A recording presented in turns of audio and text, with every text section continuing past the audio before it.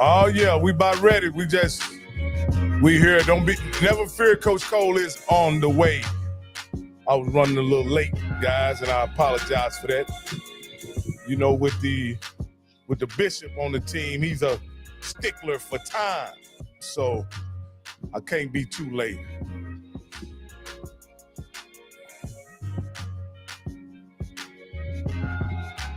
All right.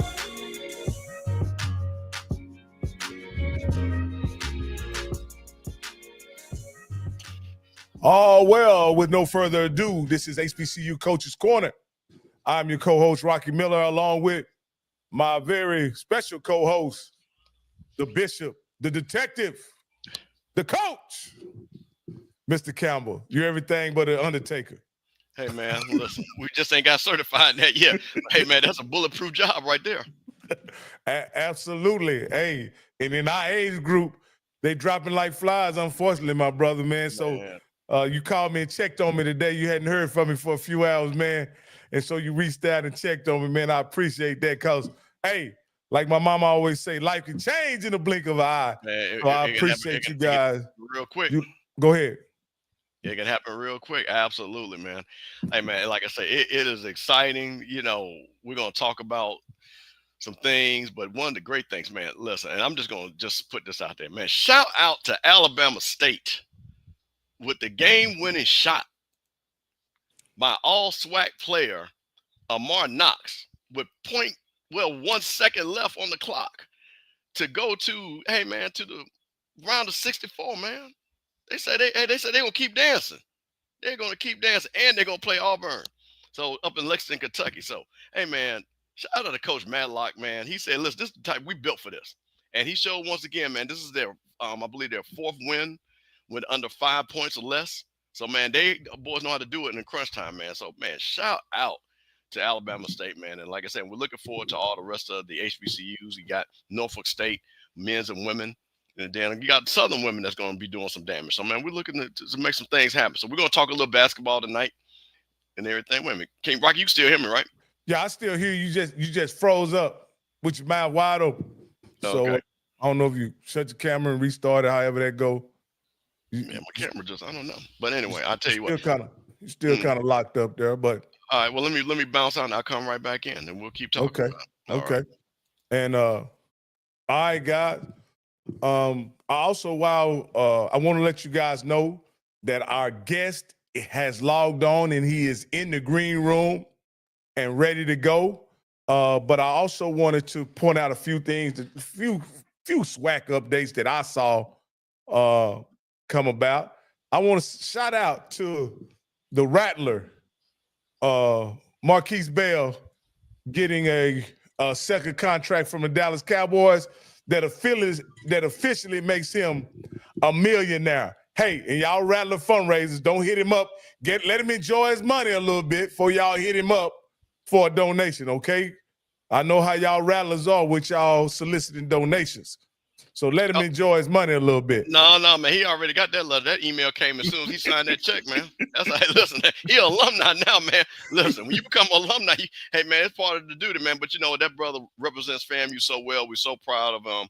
You know, he signed his contract with his FAMU gear on, you know. Wow. So, like I say, we're looking for big things. So, you know, Marquise Bell, you know, he's going to give us a couple of dollars and a couple of cents, but we're going to keep supporting him, man. So, yeah, that was a great thing to see that happen. And, you know, that also says a lot, too, for a lot of the players that, hey, man, you just got to keep working, man. You got to keep working. You can't say that your dream is over if you didn't get drafted or it didn't go your way. You get into a camp, you show your ability, and then you make a team. And that's what I hope all these young men understand. Do not think the dream is over when they don't draft you. Because that's not how this works. If they give you that call, as Coach Prime said, you got a ball, bro. You got a ball. Absolutely. Hey, with no further ado, Coach, we won't have Coach Parker holding on much longer. Coach Parker is here. And if you don't mind, Mr. Campbell, are you prepared to do the introduction of the D2 National Championship coach? Hey, man, listen, I am ready. And I am super excited to have this coach on. He is the new offensive coordinator of Mississippi Valley State. Came over from national champion Division II Ferris State. Coach Sam Parker. Thank you guys so much for having me on in the introduction. Glad to be on there. Hey, Coach, I got to say something. Now, listen. Now, you are a hot commodity. Word on the street was a lot of folks trying to get at you, but see, I had the direct connect. See, so I was able to call the head coach to get to you because we have a lot of things. We're super excited because, first of all, I want to say this: Mississippi Valley. I'm from the state of Mississippi. I grew up during the Jerry Rice and Willie Totten era. So I know, and also me and Coach Buckley, I'm a year older than him. I've known him when he was at Florida State. I was at FAMU, as you can see in my background. So when I saw that he made this, because he came on, he said, hey, man, I got some folks that's going to come. And we bring back the glory days. So when I saw that you were one of those hires, we were super excited. So I knew on HBCU Coaches Corner, this is what we do the interview. This is what we break news, Coach. Heck yeah, man. And I really appreciate that. And, you know, he was telling me, he's like, yep, getting pro guys. And you know, we have a few guys that played in the NFL, All-Americans, and, you know, all this stuff. And I'm like, you know, I've never touched a football in a game, right? Like, I've only blocked my entire career, only went into coaching offensive line.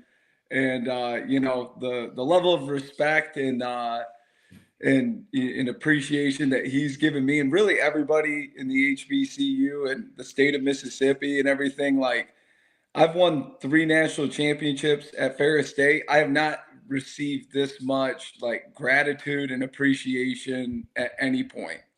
And so, like, yeah, my family, we're very, very appreciative of it, very blessed about it. And, you know, we love the SIP. Well, Coach, I'm gonna tell you this. I'm gonna tell you a little secret.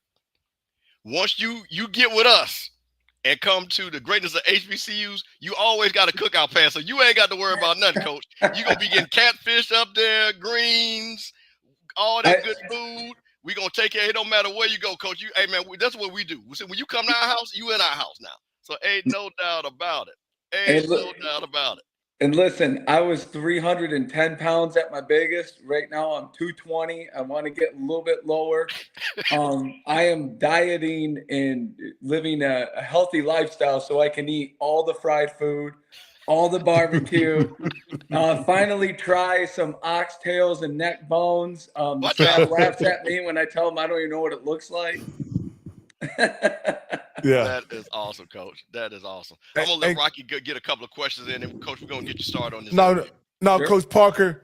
Being that it's funny that you mentioned that after winning 3 national championships, the most praise and gratitude you've received is from being hired as the OC at Mississippi Valley State.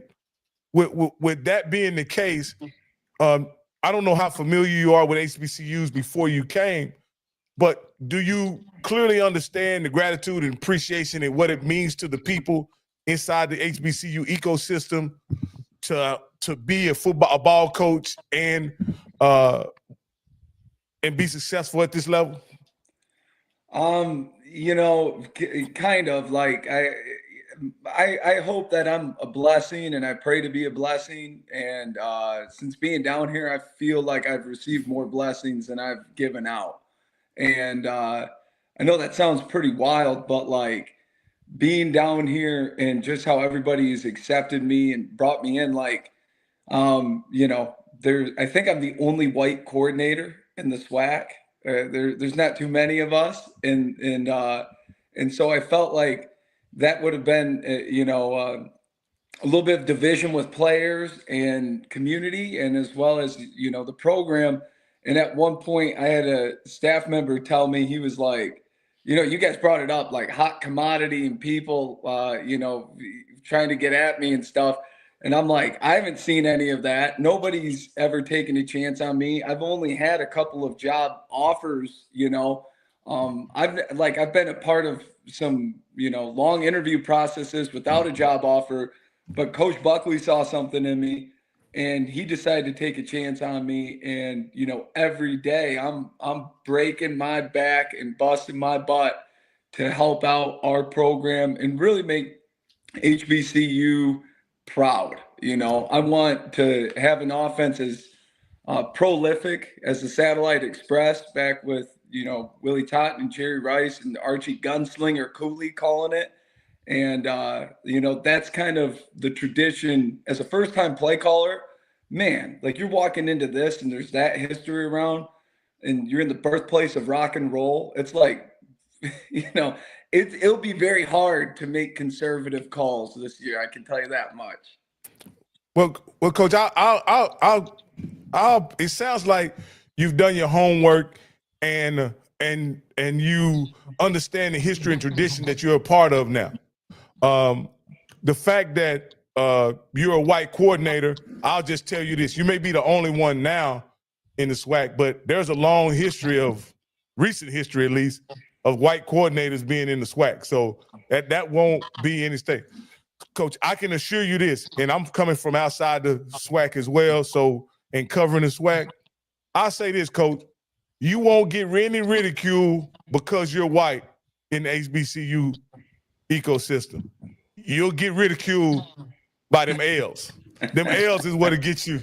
That's you right. ridiculed. That scoreboard only sees numbers. The only color it sees is neon. There ain't nothing else about it, man. And so, and I'm piggyback on that, Coach.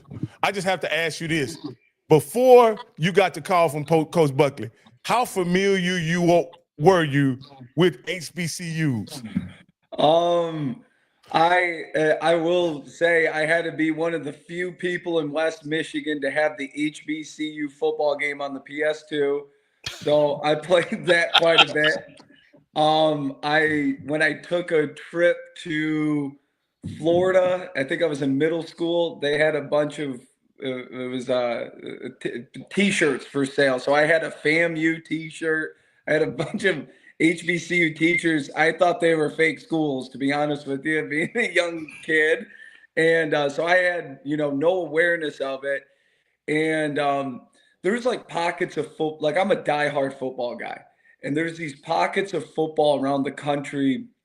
You know, you talk about the California JUCOs, obviously the Mississippi JUCOs, Texas high school football, Division II football, FCS, and a big, you know, a blind spot for me was the HBCU. So coming down here, I remember like it was week one and somebody was like, you know, we just scheduled Southern, and I'm like, Southern what? Like I had no clue, man. And I'm totally bought in. You know, as much as I can get my hands on, I'm learning the traditions of the conference in the region, all the way to the players, the style of play, the history of it. You know, I just finished reading Coach Prime's book, The Making of Young Men, about his time at Jackson State. And that was that, and I highly recommend that to anybody that wants to get into the SWAC football and HBCU football. Like totally tremendous book in terms of educating me to, you know, what I'm about to experience and the area. So yeah, man, it's doing your homework over here. Coach, let me ask you a question. One of the most important things and we all would like to know, how did you get connected with Coach Buckley? And when he contacted you and said, hey, I want you to be the offensive coordinator at Mississippi Valley, take us through that whole process, because you're talking about just winning a national championship. A lot of people, you know, looking at you for potential, you know, offers at other schools and things like that. But talk us through how that happened. So a good friend of mine who I saw at the coaches convention, the AFCA convention, which I was talking with him, and he was like, you got anything going on? Like you should be a hot name or whatever. And I'm like, man, I got nothing. I ain't getting a whiff. Nobody's talking to me. You know, the same thing I said earlier. I got a bunch of coaches from up north that kind of disrespect offensive line play. Obviously not at Ferris State, but, you know, other connections, and never took me seriously as a as a play caller or scheme guy. I think I was labeled weird and different and crazy. And I'm like, well, so was Phil Jackson. So what can you do? And he goes, okay, I'm going to be your agent. So my agent, plugging him, Ryan Partridge, he had a mutual connection between him and Coach Buckley. And literally, like, I put out a tweet bragging about my guys after the national championship, and the stats on it are insane. Like, they killed it this last year. We allowed our quarterback got sacked 6 times all year, on 450 pass attempts, like just a bunch of stats like that. And he sent Coach Buckley the tweet, and he was like, hey, take a second and read this. And I think 30 minutes after that, Coach Buckley called me. And he initially was only calling me about being the offensive line coach. And we started talking, and that conversation went from like we just kept saying the same thing. Like, he would say what he likes offensively, and I'm like, well, that's what I'm about. And then he would say, well, not everybody does this. And I go, well, I do that. And we kind of went back and forth. And I remember him saying, like, what would you say if the head coach came in tomorrow and asked you to be the offensive coordinator? And I was like, I'd jump out of my seat and give him a big kiss on the cheek and start celebrating. I've wanted to do this for 4 years. And he goes, okay, well, how about the position is now O-line and offensive coordinator? And I'm like, okay, like, seriously? And then, this was a Thursday. Friday, we had recruits up in Big Rapids. He told me he was going to call me back in 24 hours. And then, as you guys know, 24 hours hits and you don't get that phone call, that means he's moved on, right? And fortunately, like, just a straight up blessing is I didn't get that phone call, because that would have, hurt some recruiting. And got the kids in the hotel. I'm leaving that night, and he was like, he gave me a call, and he's like, all right, is your wife on board? I'm like, yes. And he kept asking some questions. And then I'm like, well, coach, like, I haven't been offered the position. So what are you getting at? And he's like, well, you're getting offered it now. And I'm like, getting what? And he's like, offensive coordinator. I'm like, of what? And he's like, Mississippi Valley's. It's like the Chris Rock movie, Head of State. And I'm like, okay. And I mean, just so pulling back the curtains, when you get offered a job as a coach or you're taking the next step, you usually ask like transitional questions, like, moving costs, or like, housing. You're talking about like those things. I didn't ask him a single one of those. I was just like, so you're saying I can call it? Like, what are you going to be doing? And I just kept asking him, like, so red zone, like, that's on me. 4th down, that's me. And he's like, yup. And I'm like, coach, I don't know of anybody else that, certainly nobody has offered me an offensive coordinator position. Nobody from the FCS has offered me a job. And nobody has, increased the quality of my life like Coach Buckley. So he told me I had to be there on Monday. I committed the job on Saturday, drove down on Sunday, and I was here at 7:30 a.m. in the first team meeting on that Monday. And when a guy believes in you like that, like, coach, I'm willing to run through a wall and also drive 13 hours in 48 hours notice. You know what I mean? So that's how it all went down pretty much. Now, Coach, listen, I'm going to rock it real quick. I'm going to let you get it. But, see, Coach Parker's being modest. Now, Coach, I'm going to listen, you said, we kind of got some stats and we kind of got some things. Now, Coach, I'm going to ask you a couple of questions. You verify this now.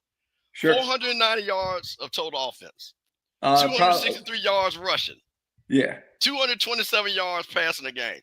And 45 points a game. Come on now, Coach. A lot of sharp dudes up there up north making all of our jobs easy, and a lot of good talent. So that's not all on me. It's, head coach Tony Anise, Steve Anise, Brian Rock.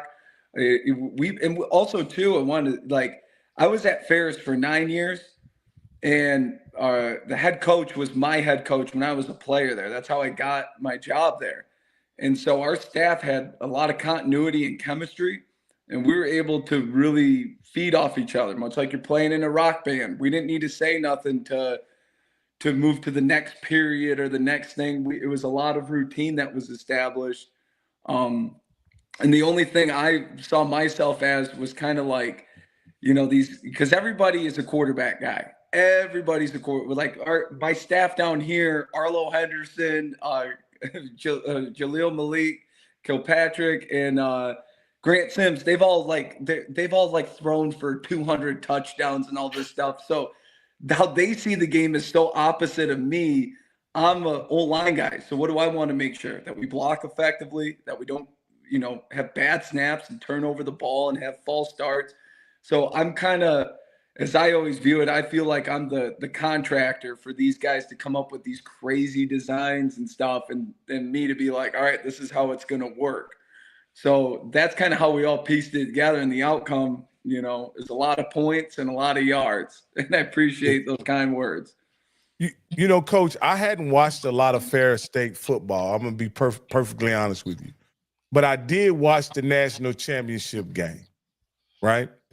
This most recent national championship game. And your quarterback didn't get they didn't even have to wash his jersey after that game. I mean, I don't think he went to the ground too many times. Even though he ran the ball, he was a dual threat kind of guy. He just didn't get touched much, and you guys truly dominated the game up front. I'm going to give you my impression of the SWAC. The SWAC has very good skilled players across the board at all schools. But if it's one area in particular that schools struggle in, and we have a SWAC historian here that can correct me if I'm wrong, consistently, the last 5 years I've been covering the SWAC, just about every team has struggled at some point in the offensive line. What can be done to remedy that situation from a recruiting and schematic standpoint? Or is it a cultural situation? I just want to know how can that be remedied? Because the offensive line play at times can be atrocious in the SWAC. I'm gonna be honest. And correct me if I'm wrong, Mr. Campbell. And Coach Parker's going to understand this on all levels. Coach, that the two hardest things to develop at any level, you can go all the way to the NFL, is offensive lineman and a quarterback. Mm-hmm. So that kind of just falls into tradition. And Coach, this, you have to be able to identify talent and then coach them up. So I think what it is just a microcosm. When you look overall, you just don't, Coach, this. Offensive, that is a very tough. You got, like you said, you got to get a unit to work as one. So to Rocky's point, kind of talk about your ability and your understanding of that, and what you're going to bring and what you did at Ferris. So, like for me, it's not like offensive. Like it's a culture. It's just like you said, from recruiting to scheme to culture, everything needs to line up and match up. One of the things I feel blessed with is that I'm a television production major. I'm a film historian. Storytelling is something I'm obsessed with, and it comes naturally to me because of watching a ton of movies over my life, and really dissecting it. So when I'm looking at an offensive line, I'm not looking at a singular drill or whatever. I'm looking at these pieces and components and how they'll make sense over time. So to give you an example of that, and just general philosophy, let me take a school that we're all familiar with, like Colorado and Shedeur Sanders, in which their O-line is under a lot of heat and pressure and them saying, oh, these guys stink. That's not the case.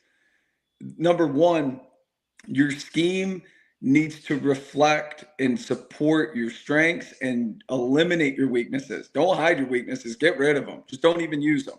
So for them, 95% of their throws are 5 yards behind the center. So a weakness that you immediately have is every D lineman has the exact same track to get back to the quarterback.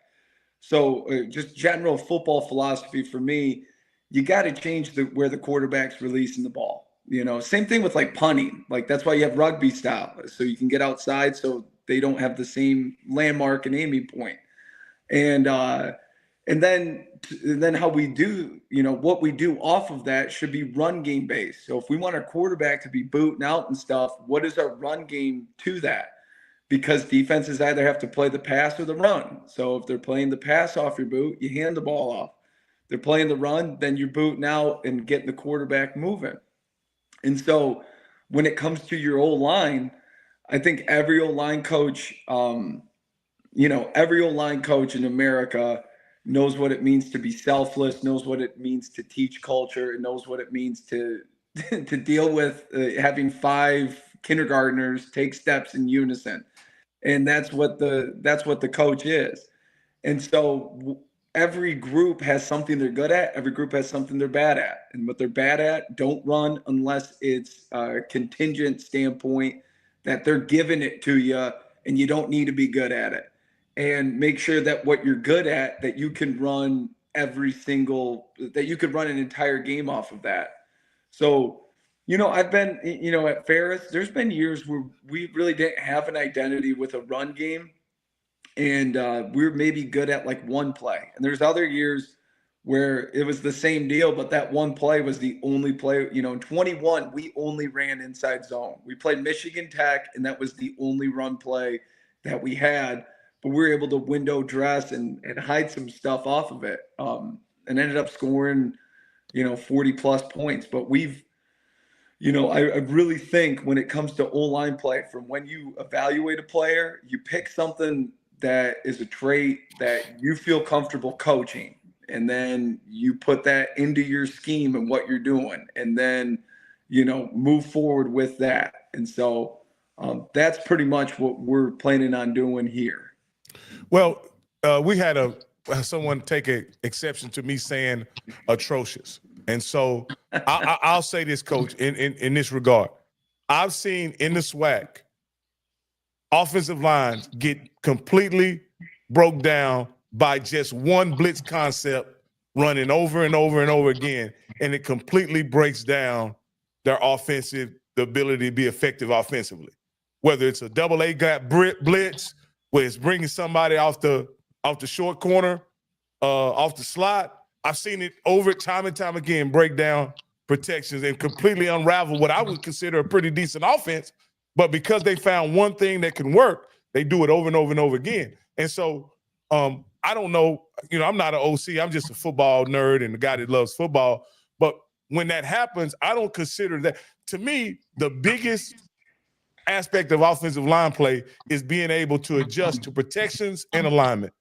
That's what fronts, being able to adjust to fronts and being able to adjust to pressures. How do you see that as an offensive line coach?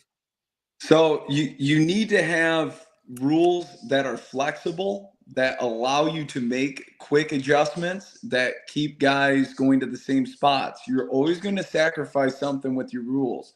So if you literally want to pick up everything perfectly, you have to have, probably 10 rules for each play. And if you get 10 rules, how many kids are going to be able to memorize 10 rules in today's day and age with the transfer portal? And just like what we're going to have with the turnover of any new program, you're going to have turnover. And so and now kids are going, 5, 6, 7 schools in their time. So every time they're coming there, they got to learn a new system, and you're going to ask them to learn 10 rules. And then if you only have one, then you're incredibly vulnerable. So for us, it's having clean rules that are easy to understand, easy to follow, simple aiming points, and those things never change. The defense I did the math on this once. So there's 5 O-linemen, there's 6 gaps that a defense is responsible for on every play. And there are, I think it adds up to there's 10,000 combinations of blitzes, stunts, and otherwise fronts and everything that a defense can do. So it is impossible to teach anybody to memorize 10,000 different variations with all of your plays, right? And so that's how much has to go through somebody's head, an O-line coach at least. And so don't make 10,000 rules, make 10 rules that can be applied, 1,000 different ways. And so if you do that, you have success into that point. So I keep things simple for my guys. I let them know where they can, fail at. And just like, I think classic football has always had it perfectly. If you're going to fail forward, fall on your face, because at least your body is going to be 2 yards of movement, and 2 yards in a cloud of dust with a guy that gets an extra yard. We can do that and move the sticks. And so that's pretty much what I try to do with all the games and stuff. And obviously, you got to have plays that take advantage of that and build that into your package, and you coach that and you practice it. Hey, Coach, we have our featured host here, and this is the SWAC legend, the SWAC legend, Johnny Cole, the CIAA Coach of the Year. That's an HBCU conference, and the SWAC Coach of the Year, which is currently the coach, the conference that you coach in now, Coach Parker. So this is Johnny Cole, and I wanted to introduce you guys. He's our featured host. He's usually on the show. He's on vacation, but he decided to come in and be with us today. And what did you think about it so far, Coach Cole? Were you able to listen before we got started? I caught the 10,000 different ways a defense can start. And, as an offense coordinator, you want to teach very few rules, which I definitely agree with. And Coach, how you do? First, I'm gonna apologize. I'm down in Rosarito, Mexico, and I'm on my vacation. But I thought it was very important that you being a national champion, not one time, but I think 2 or maybe even 3. And I've watched Ferris State, and I can't believe that. I read your bio. I understand why you made that decision, because you want to be a play caller. But why Mississippi Valley State? Wow. I mean, you jump from the best in Division II to, I'm going to say it because I'm a SWAC guy. I've been around for over 40 years, Mississippi Valley State. I know selfishly you want to be your own play caller, but wow. Wow, you left a place of comfort to a place of, you coming from the bottom up. Yes, sir. I appreciate you being on, Coach Cole, and thank you so much for joining us.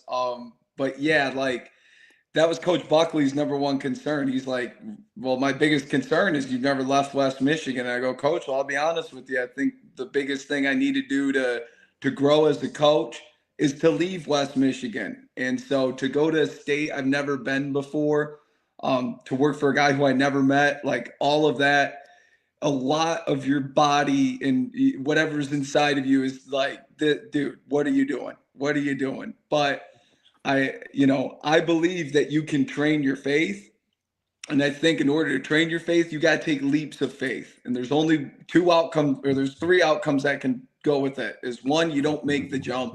And if you go your whole life without making those jumps, then that's not any way to live. So you only got 2 outcomes. It's you either land it or you fall. And so when you fall, you learn a lot more than when you land it. And so I feel like I've landed it because this place feels like home. The community of Greenwood, where we live, and Itabena, where the school is located, and how everybody's treated me, and how everybody's welcomed me in. I mean, like I was telling the staff today, there's only been, outside of my family and my church, this has been the first time in my life where I've walked in the door somewhere and people didn't need me to prove anything. I didn't need to prove it with hard work. Everywhere I've ever been, from a player to a coach, I've had to prove and win over the people around me. It wasn't just handed to me like it is here. And like, I'm just so grateful for that, and like appreciative that, I thought I was working hard up north. I'm like, man, I'm ready to run through a wall for these guys and everybody here, because I think in college football, you as a football coach, you see the glitz and glamour of stuff, and you think of, especially D2 level, we didn't have a ton of nice things. We had nice things, but there wasn't, an abundance of it. And so you always kind of fantasize like, man, how cool would that be to have a locker with gear in it, and to have, somebody running up and handing me papers, and, to be driving a nice car and all this stuff, and hopping on planes to go recruit. And within 20 minutes of being down here, like probably before the team meeting, it flipped for me that, like, I went, man, I have value here. I can be a significant role in, our players' lives, to be a benefit to our program in a major way. And it really flipped to, like, okay, what can I do for this community? What can I do for, the people of Mississippi Valley State and the students? And so that's been my mindset since day one. And we have been unrelenting with that. Yeah, yeah. I don't know if you know much about me. I took that leap of faith as well, and I left Texas Southern to go to Southwestern College for my first true offensive coordinator job in 1990. So I feel where you are. Unfortunately, I was leaving from a bad school per se, and moving to like a middle guy, Southwestern College. But on the other hand, you're moving from hell. You can't go no further than 3 national championships to go down to Mississippi Valley. But look, I know how you feel. I've been in your seat of saying I want to see if I can do this, if I can be the play caller guy. So I take my hat off to you. I welcome you to our Southwestern Athletic Conference. I don't know how much history you know about Mississippi Valley, but at one time they were scoring over 30, 40 points a game. So I like what y'all done at Ferris State. I don't know if you know that Tremaine Jackson, who coached at Valdosta, I started him in the business. Okay.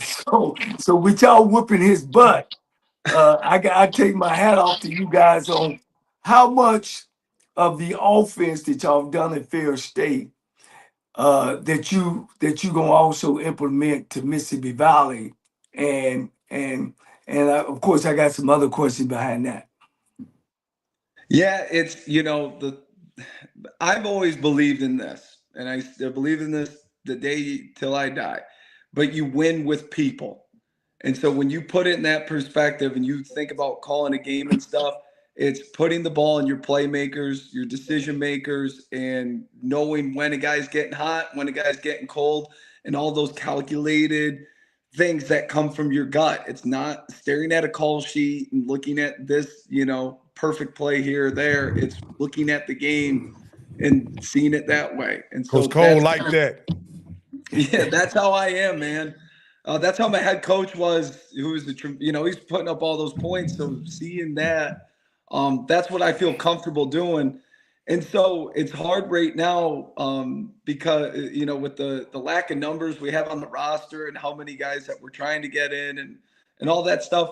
Because here's the thing, if I said we're going to look exactly like Ferris State, we might go out there and get a bunch of big body dudes. We're not going to be able to run that same offense.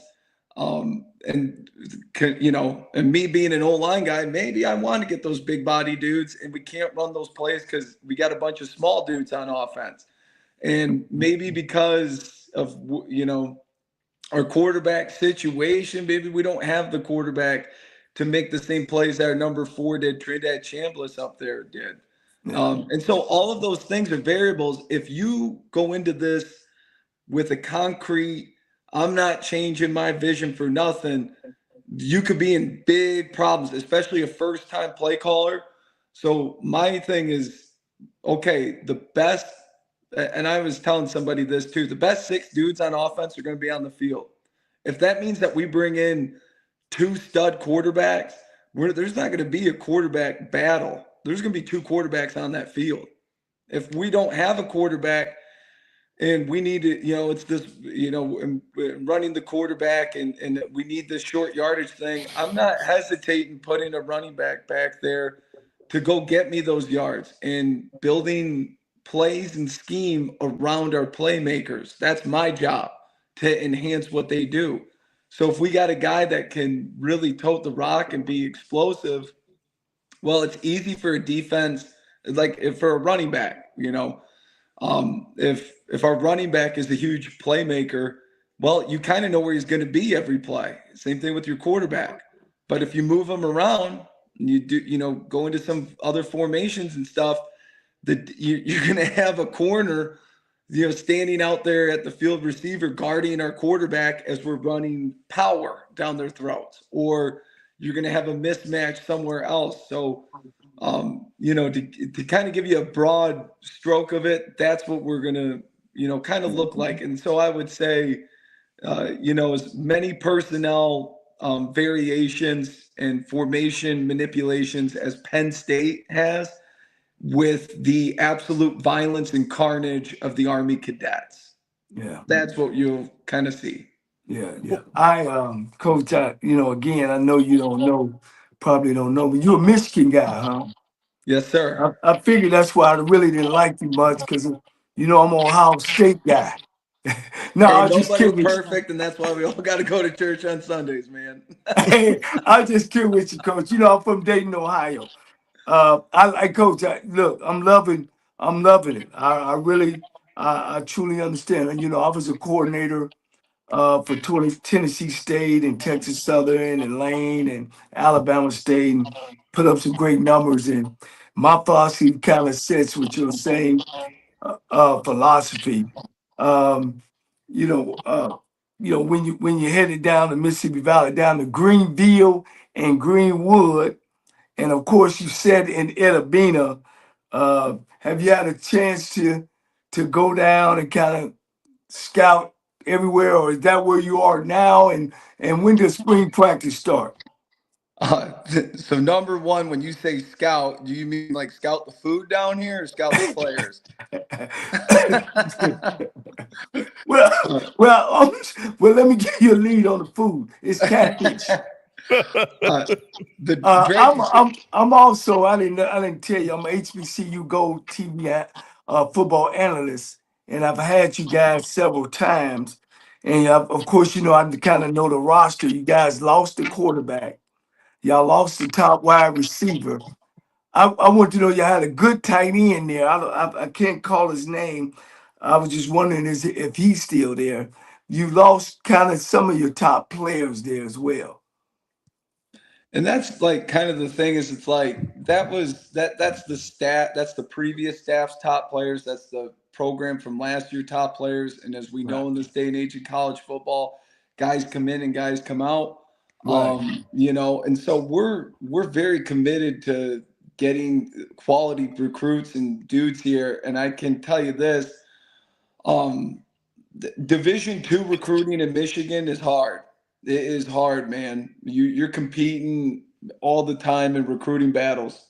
We have had a few guys commit here, transfers wise, that would have been the best. They are the best commits I've ever gotten, And so I'm not saying that the recruiting down here is easy, but there is so much talent, and the coaches are so receptive to getting guys here, and kids are, they are bought in very quickly, and it's not even, they take to us, man. And so the recruiting down here is exceptional. I'm blown away at it's like I said, how much talent is there and almost how effortless it feels at times, which blows me away because I'm like, you guys know we went 1-11 last year, right? You guys know that we have historically have had a 35% winning average, like all of these things, and the kids are like they're in, they're bought in, and so I'm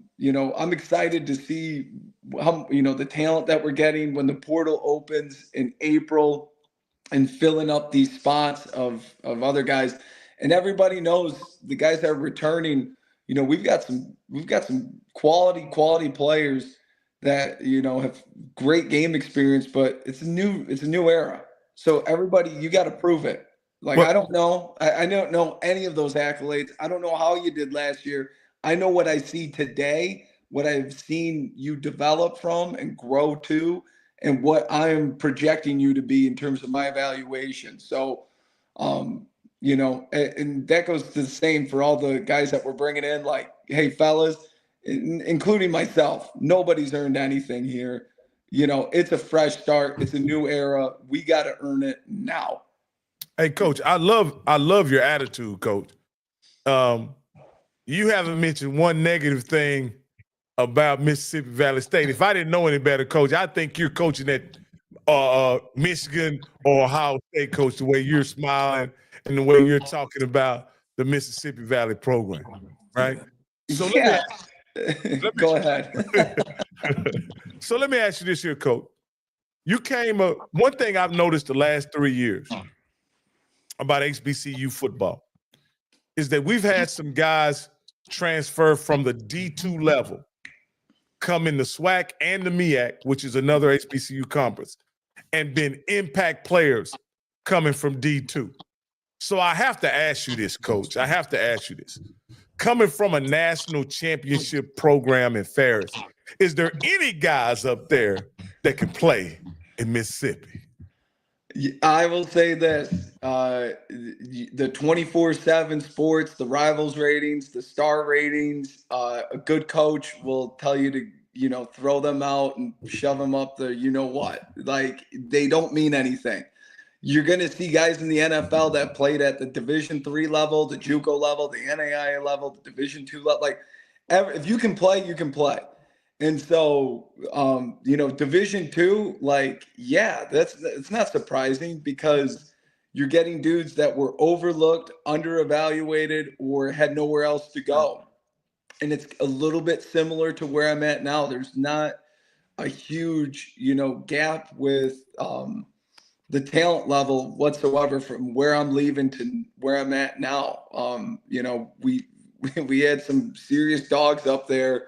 Like Zach Sealer won the Miami Dolphins MVP last year. He was a walk-on at Ferris State, you know, and so we got talent, and there's talent everywhere. And so yeah, getting dudes from up north to come down here, man, if they're any good, they can. I'm specifically thinking about Ferris State and the guys that you had on your O-line, or do you have a gentleman's agreement with the coaching staff up there?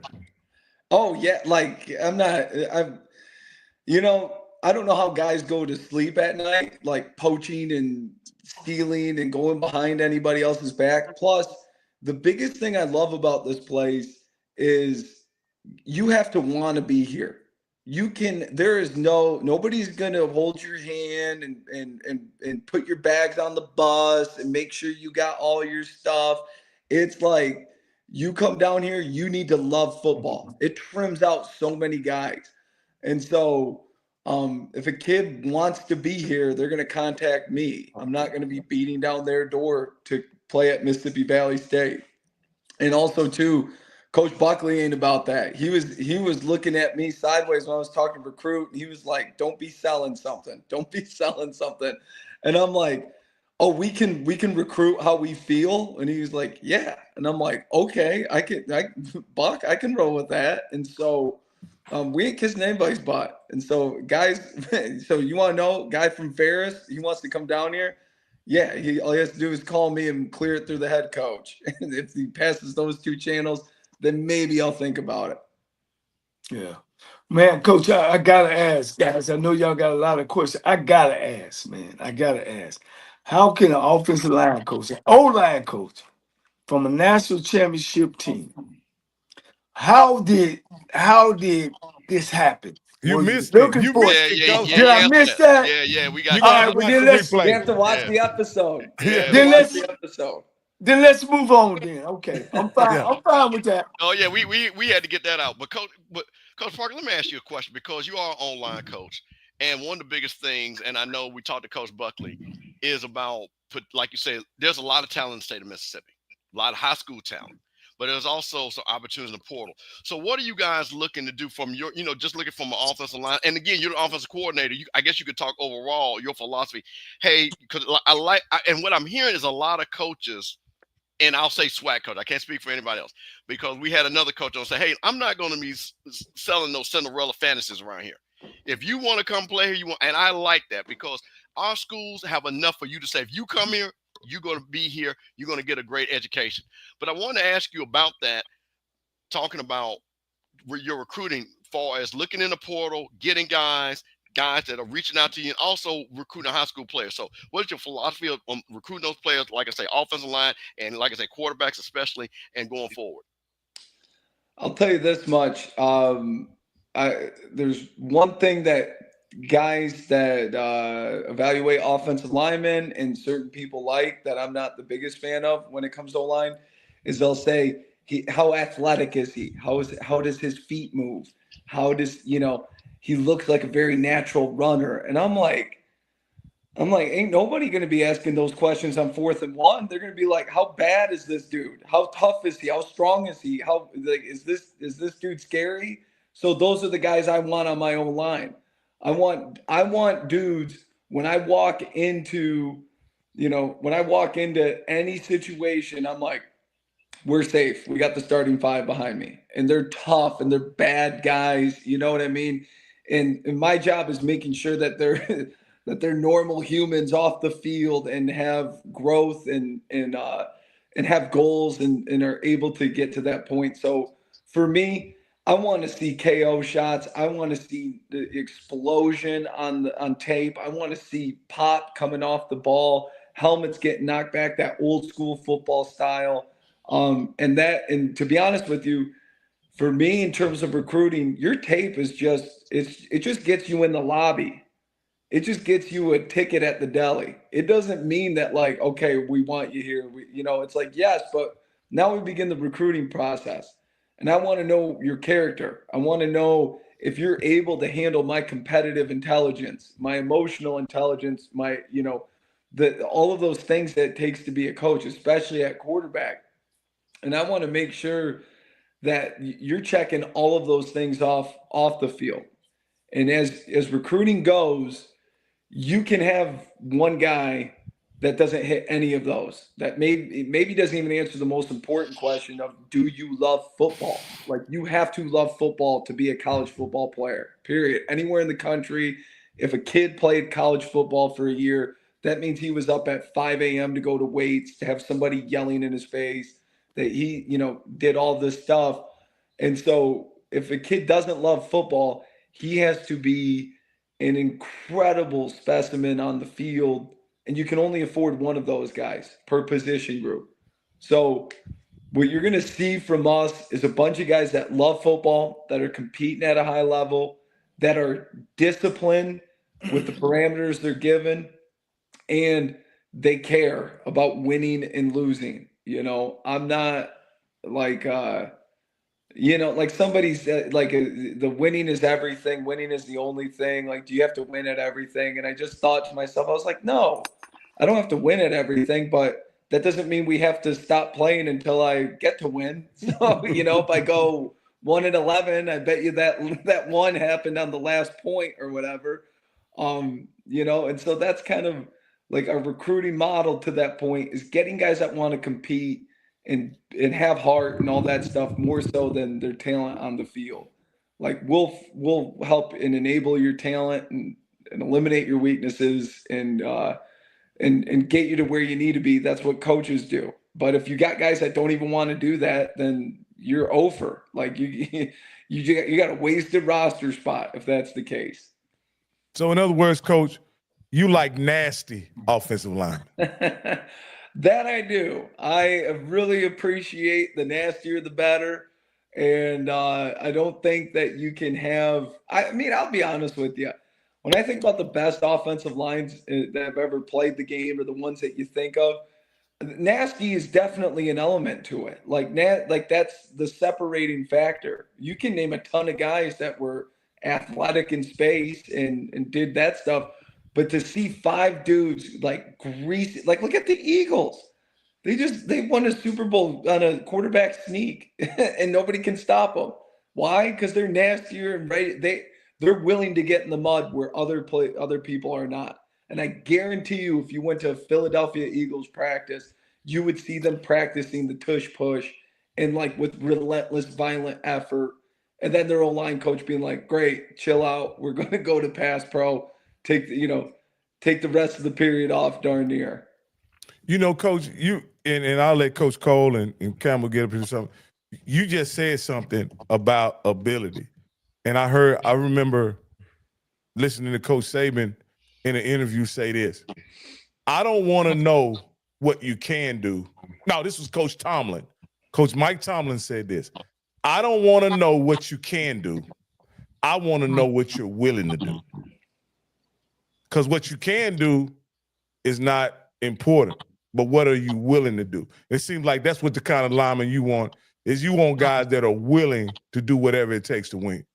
Yeah, I want guys, but my thing is I don't want, like a lot of kids, your goal when you get to college is what? I want to start. I want to be the starter. I'm like, dude, I'll go out there and start a game. Like I'll go out there right now and start at left tackle for 1 rep. And then I'm getting off the field. But to finish a game, I want finishers. I want guys that want to be out there on the 4th and 1 to win the game. I want guys that are going to finish the game, that are going to be healthy enough to do that. And so for me, it's, a lot of kids will say that, man, I want to do this, I want to do that. And my response is always, show me, don't tell me.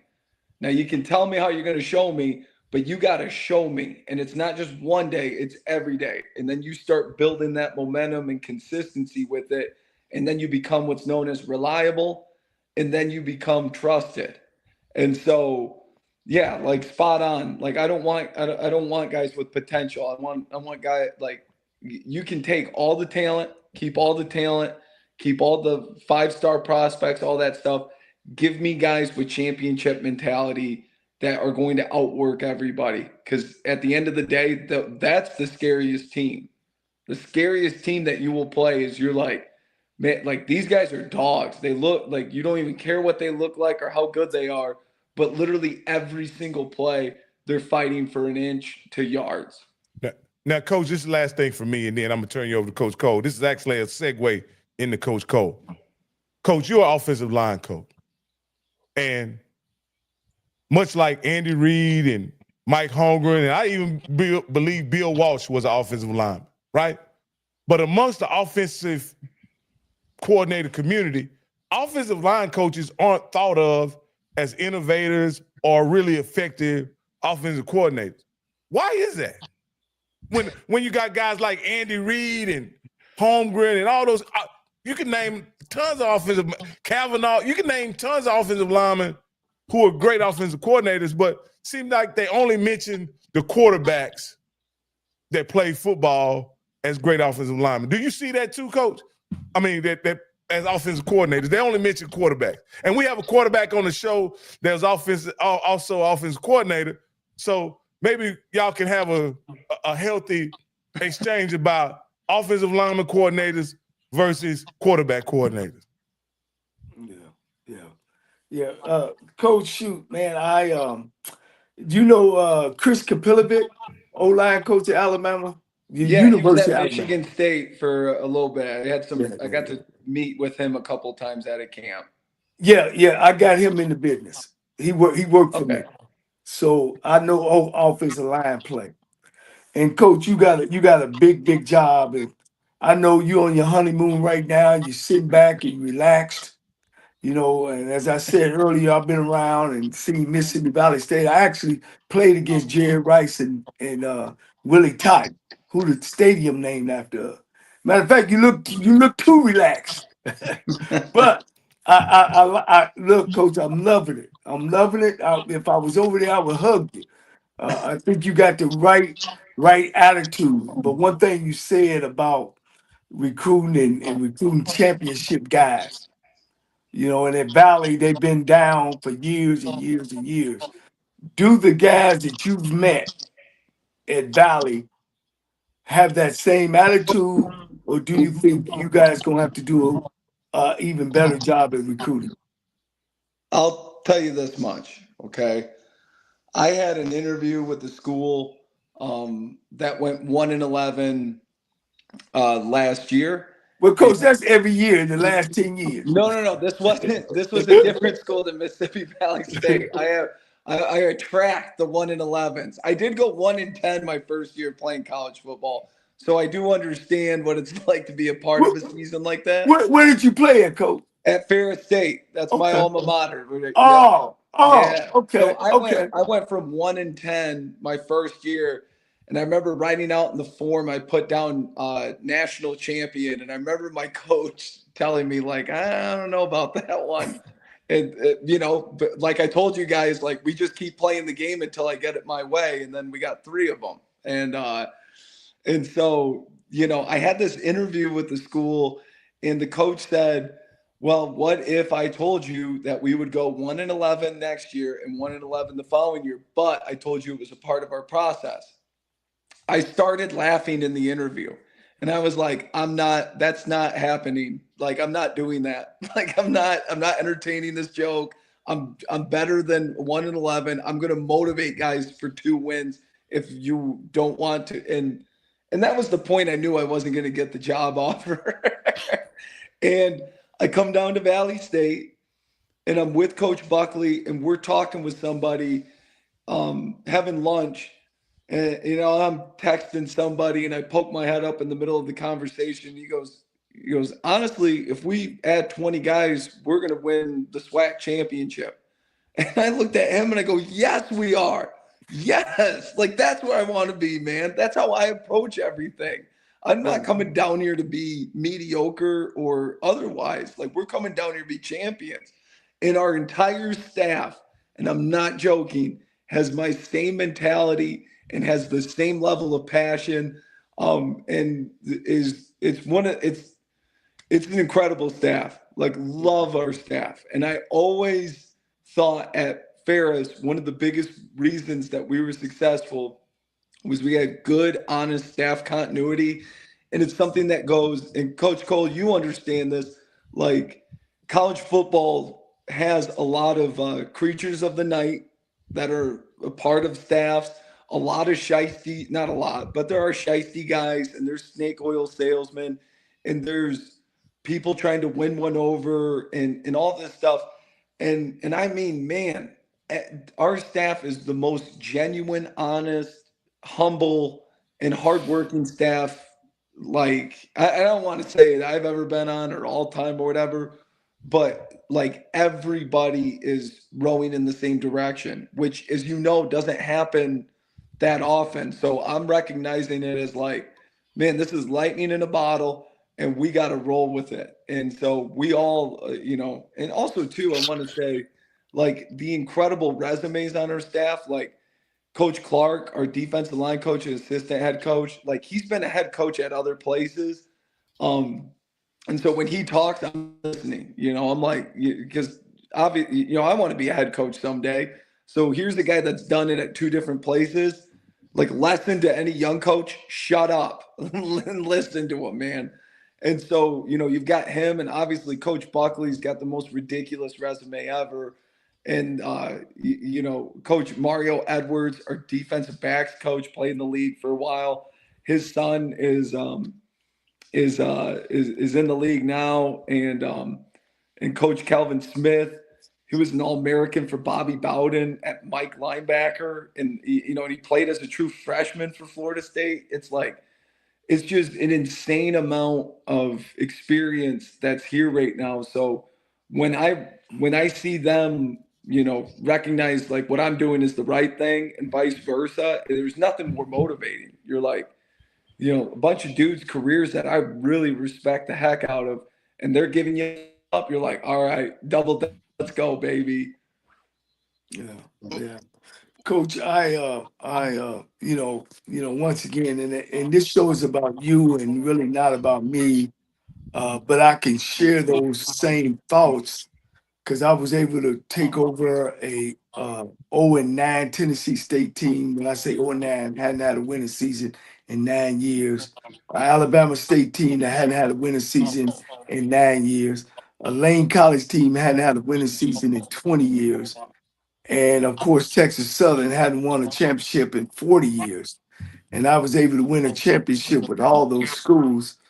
I right now I'm excited about you. You make me excited about Mississippi Valley. You make me excited about Terrell Buckley. I'm really talking to our fans as well, our SWAC fans as well, that man, you know, you making me excited as just as much as Tremaine Jackson, the other national championship guy.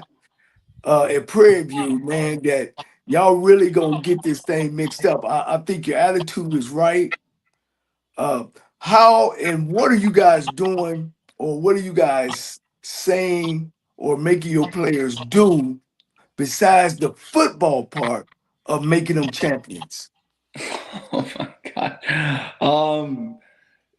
I will say, you guys, you're telling me, man, you look relaxed and man, you guys doing football. I've been doing anything but football because it's all been about our guys. And so we got here, there was no study table aligned. And so we started study table and working with the university on that. And it's been tremendous. And breakfast checks and proper workouts and all this stuff and setting up a structure for these guys, team communication systems. Like, you know, we are every day spent, like, Coach Buckley gets annoyed with me if I go up on the whiteboard and if I even talk football in there, because it's like, it doesn't matter. X's and O's is irrelevant. It's about our guys and getting them onto this point.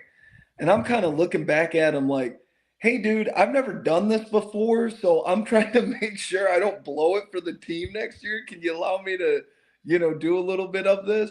And so, yeah, like I think every day we are getting at least 1% better as a university, better as a program, better as players, people, and otherwise. And so, there are days where it's tough, but every day, I mean, I've left the office smiling, driving back home, and even, or being like, man, that was something, And so, yeah, the amount that we have gotten done is one of the most, and I'm talking in my 10 years of coaching, which isn't nothing compared to a lot of other people, but my 10 years, the last 2 month stretch that we've had is one of the most impressive accomplishments I've ever been a part of. And nobody will ever know it. And hopefully it's displayed this fall. Well, Coach Parker, let me say this, and I want to give you a lot of praise because we hear a lot of things, but calmness creates confidence. If we had cut on this and the light was flickering in the back and everything, and that doesn't show me. I like people that are prepared, that are organized. And one thing I will say about Coach Buckley and T Buck, he was always a player that was prepared. He was never not prepared. So what I like that I hear is that you guys you're building a foundation. Like you said, you can't talk X's and O's until we got the study table and being on time and understand how we do things. So I like the fact, and Coach, I'm going to tell you something. Again, I went to Florida A&M, and we came into the SWAC same time when Dion came. And this is the honest truth, and anybody will say it. Jackson State, hardest team we played. Second hardest team we played is Alabama State. The third hardest team has been Mississippi Valley. I am telling you this as a fact. We have ran through everybody and have whooped it, but those three schools. So I'm telling you, I'm already seeing what can be done in Mississippi, because that one win that y'all got last year was against the defending national champions. So my thing is, if you have a person like yourself, a person like Coach Buckley, Coach Edwards, people that people know that are about football, I think you're going to be super successful. And what you're showing is confidence that you guys believe in the system that you're putting forth. So I don't want people to take it that, hey man, he's being sent back. Cool. I think that you're prepared. I think you came on here prepared. I think you understood what the mission was. And I'm gonna give you, it was a joke in the chat, but I'm gonna tell you something. That's a Mississippi Valley State hat you got on, right, Coach? That's a Valley State hat, right? Yeah, I got my. See, Coach. Listen, you understood the assignment. So always keep that in your car, Coach. No matter where you go in this state, because I'm telling you, you will get good graces no matter where you go, as long as you keep that gear on. So I'm giving you a because we got some other coaches that ain't understood that mission. So always wear your gear, Coach. Well, we're going to have that talk after you leave, Coach Parker, because I'm getting some word that it's some folk not representing. I'm HBCU man now, Coach Parker. I said this. So my parents both were teachers at an inner city school in our hometown of Muskegon, Michigan, which I think was like 10% white people. And my brother went to school there. My brother was the only white guy on his senior year football team. There's a documentary on YouTube called Muskegon versus Rockford Rivals. Highly recommend. My brother's in it. The Milkman was his nickname. And so I always kind of envied that experience. And now being down here, I'm like, I came back over spring break to talk with my folks. Shout out Tim and Karen Parker. And I told them straight up, I'm like, I'm 100% HBCU. I'm straight up, man. Like, this is the coolest and the most love I've ever felt in my profession. And I don't, I don't want to work for anybody other than Coach Buckley. Like, I don't like, I was saying about my agent, I texted him and I'm like, hey man, I don't know what it is I'm actually doing right now, but I only want to do this for the rest of my life. Like, straight up, everything about my job right now is incredible. And so, yeah, the adversity and the circumstances that surround it, it's like, I guess why I'm always smiling is like, yeah, but I finally get to call some plays, so I'm kind of pumped about it. Hey, you know what? We're gonna have to give you a nickname, Coach. This gonna catch on. I guarantee you it's gonna catch on. I doubt it, Coach. I seriously doubt this. Hey, Coach, we're gonna call you because of your positivity, because of your attitude. Hey, first of all, this does not represent HBCU Coaches Corner. But Coach, go ahead. No, I'm honest, Coach. We're gonna call you Coach Sunshine. No. See, Coach Sunshine. We can never get through this without a train wreck. And Coach, listen, every time. That's horrible. I mean, Coach, every time. Listen, this is legendary that this happens every time. So we're going good.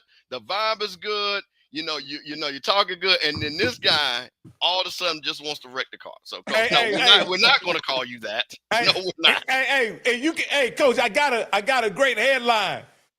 Jackson State lit up by Coach Sunshine. See what I'm saying? You see that? I was really hoping for the Gunslinger 2.0 to come. Oh, no, Man. He had a mustache too. That's all I'm saying. Man. No, damn, Coach. Now, Coach Parker, you too comfortable now. Now you talking about my years now with the gun scene. You would definitely have to get a cowboy hat. Let's get that straight.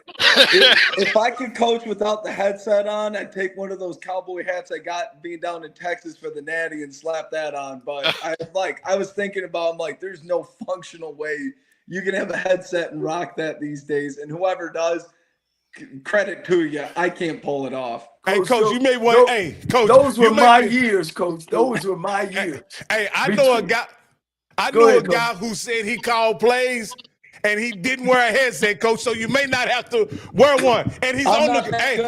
And he's on here with us, Coach.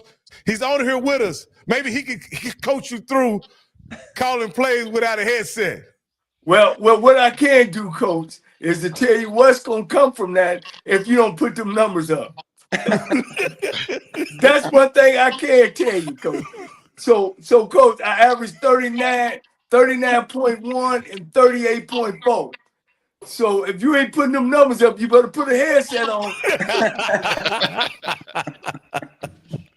Because it's rough in the conference, Coach. You got to be putting them numbers up now. Yeah, we'll be doing our best. I mean, but I'll be honest with you, if you score 2 points a game and the defense does their job, that looks pretty good too. The only stat line I honestly care about, wins, losses. I only want to see the left-hand column go up. Everything else is it's gravy. Ooh, Coach, talk to me after the season if that happened. And I hope y'all on the 2-0 winning side, and you still got a job to talk to me about. That Sunday meeting with Coach Buckley would probably be pretty legendary. But yeah, definitely. Me and you'll have a talk at the end of the year if that happens. But I'm wishing for the best. But it seems like, Coach, you, like I said, man, I'm excited. I like everything you're saying. It's right on point. One of the questions I asked about what are we doing off the field. I think you've answered that, man, and I'm excited about you guys' chances. You know, Coach, what? Let's talk about you. You know, what I know Mississippi Valley is a great place to be. You know, but if you have success there, I'm not pushing you off to somewhere else. But you got in this game to do what? You know, being from Michigan, I'm from Ohio. You know, I know, you know, I've loved football all my life, and of course you have too. You know, what goes on in Coach Parker's mind about who you are, where you want to go, and at the end of the, you know, of this career, what it looks like. Oh, And I'm not running you out of Mississippi Valley. I'm not. no. I hope you would stay and get that program up and going because it's got a lot of potential there. But you know, this show is also about you as well. I'm kind of into, you know, the job. The most important job is where your feet are at right now, and so That's right. you know what I mean. So that's my singular focus, and I don't. That's probably been detrimental to me getting other jobs over time and what have you. But like, I think if you're going to be truly successful, you got to be focused year round on the job you're currently doing. And so to say like, oh, I want to be a coordinator somewhere else or whatever, like, nah. I mean, it's literally, you know, and that's why I'm talking about this is because Valley State is life. And the other goal I have is to coach until until the day I die. I don't want to do anything else. Like football is incredible. I shouldn't say day I die. As soon as I'm like super immobile, getting older, and I guess when I need an afternoon nap, like it's a daily ritual, that's when I got to hang up the whistle. I'm not taking a shot at anybody in the chat. All right, that's just my own preference. And so that's kind of like my, you know, goal wise, what I'm into. But yeah, like I think a lot of college football coaches waste. I mean, if you asked an average college football coach how many hours a year they waste talking to guys about, did you get that job? Did you hear about this job? Can you put a name in for this job or whatever? I mean, it's insane. And so if you just took all those hours and I don't know, went and worked out or read a book or, you know, did something that you would probably benefit the current job that you're at. So that's kind of me in a nutshell. And, you know, furthermore, I'm a rock and roll guy. Something really speaks to me about being down here. Kind of our name of our offense is the Rage offense. And I don't think there's anything more perfect because rage is rock and roll in a nutshell. And that's, you know, I'm kind of excited to go to the museums and see some genuine blues and tell people that I am at playing the guitar. Right. Hey, Coach, you must have knew I was going to ask you a next question because you mentioned playing the guitar. Coach, what do? You seem like a football guy and you're pretty consumed with it. But what do you do to unwind or for fun that's not related to football? Do you cook? But you mentioned that you play the guitar. What do you do to unwind? Coach, what is your hobbies other than football? I've got a wife and a baby. My baby is 13 months old, and then we also have 2 dogs. So I just live in chaos, to be honest with you. And at the end of the day, I get if I get free time at all right now, I got to work out. Like, so I guess that's part of my actual day, and doing push-ups, sit-ups, calisthenics, and stretching and mobility and stuff. And then on special days, I get maybe an hour to myself and I will watch some pro wrestling. And right now, WWE has never been better. And this couch that I'm looking at and seeing that big screen with some steel cage match action, that's a big bright spot in my day. Oh, that's awesome, Coach. Now, Coach, you are in wrestling country, so what's going to be cool, you probably going to have a lot of your players that's going to sit right there with you and watch that WWE. So, and when you go in those households recruiting, they're going to understand what you're talking about, too. That is right up there, man. That is wrestling heaven up there. It is. And I am, I'm kind of like, I get into history. And so obviously, you know, wrestling history and Mid-South wrestling all the way back to the Mid-South wrestling. territory days with Junkyard Dog and Harley Race and selling out the Superdome and all of that stuff. I mean, we went on back to Michigan and took a family trip in the minivan and came back. And so I would put on a podcast and listen to wrestling history, for 3 hours. My wife like, what are you doing? And I'm like, I don't know, man. It's consuming. That's awesome. Coach, real quick about the program. Have they awarded you guys full 63 scholarships, or are they still trying to, because Valley has always been less the full allotment? Yeah, that's when we're working on that. I think, as you know, that we didn't have that last year, but that's like our main priority and what we're working towards right now. And our president and everybody, the V Club, our booster club, everybody is very committed to correcting that. But also, too, as a good coach, man, there's FCS schools that have 0 scholarships and manage to win significant amount of games. And so if you got the right recruiting model and the right guys, the scholarship is what you've got there. That's just a salary cap. So, if you got less, you got to deal with it. And so we ain't about complaining, and we're working towards, making sure that is the number that we need. Coach, let me ask you this. How many did y'all have in Ferris State when y'all won the championship? So the D2, D2, it's 36 scholarships, and most schools, because they're Division II, have other ways of getting aid. And so that's what nobody really talks about or knows about. Like, one of the things at Valley State, and I imagine it's the same way for other HBCU schools, but if you're a JUCO guy with a AA and you got a 3.25 or higher, you get free tuition at Valley State. So that doesn't come out of our 63 scholarships. That doesn't come out of nothing. That's a university deal. And there's plenty of scholarships like that. And really all over the place. Like they got, Mississippi Promises and all sorts of stuff. So if you're creative and you actually read and look up those rules and talk to people, I don't read it. I talk to people and they tell me it, people much smarter than me.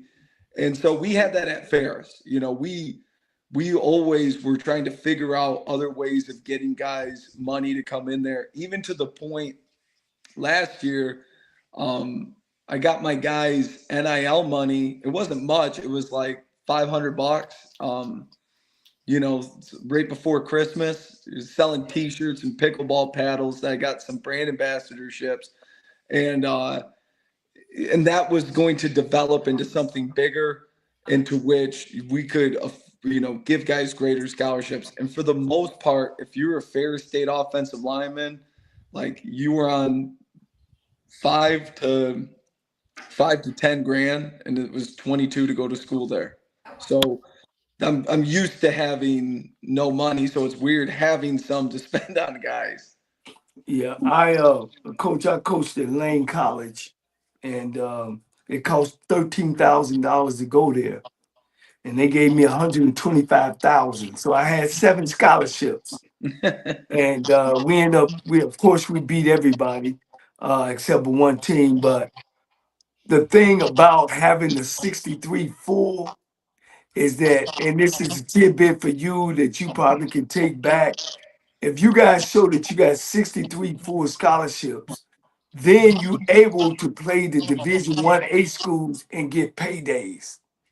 And that's what the administration in Mississippi Valley State don't understand. And I think they need to dedicate 63 scholarships to the football program and maybe take some away from the non-revenue sports, so you guys can, maybe play 2 Division 1A programs where you can get in 4 or 5, or out of 2 games, $1 million, that you can not only help the football program, you can help the non-revenue program.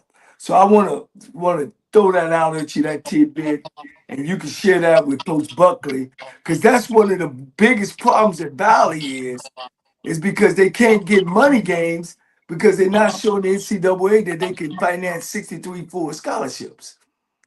So, Yes, and that's that's obviously something that we're, we were talking about this, not to, like, I think earlier this week as a staff, and I was kind of leaning towards Coach Buck when he was saying, like, yeah, that's all nice, but guess what, guys? We got to win with the schedule that we have next year. Like, forget about those big games. Like, that's down the road, and that's something that we're obviously working towards, and that would be an amazing opportunity to get to, and we definitely need to do that.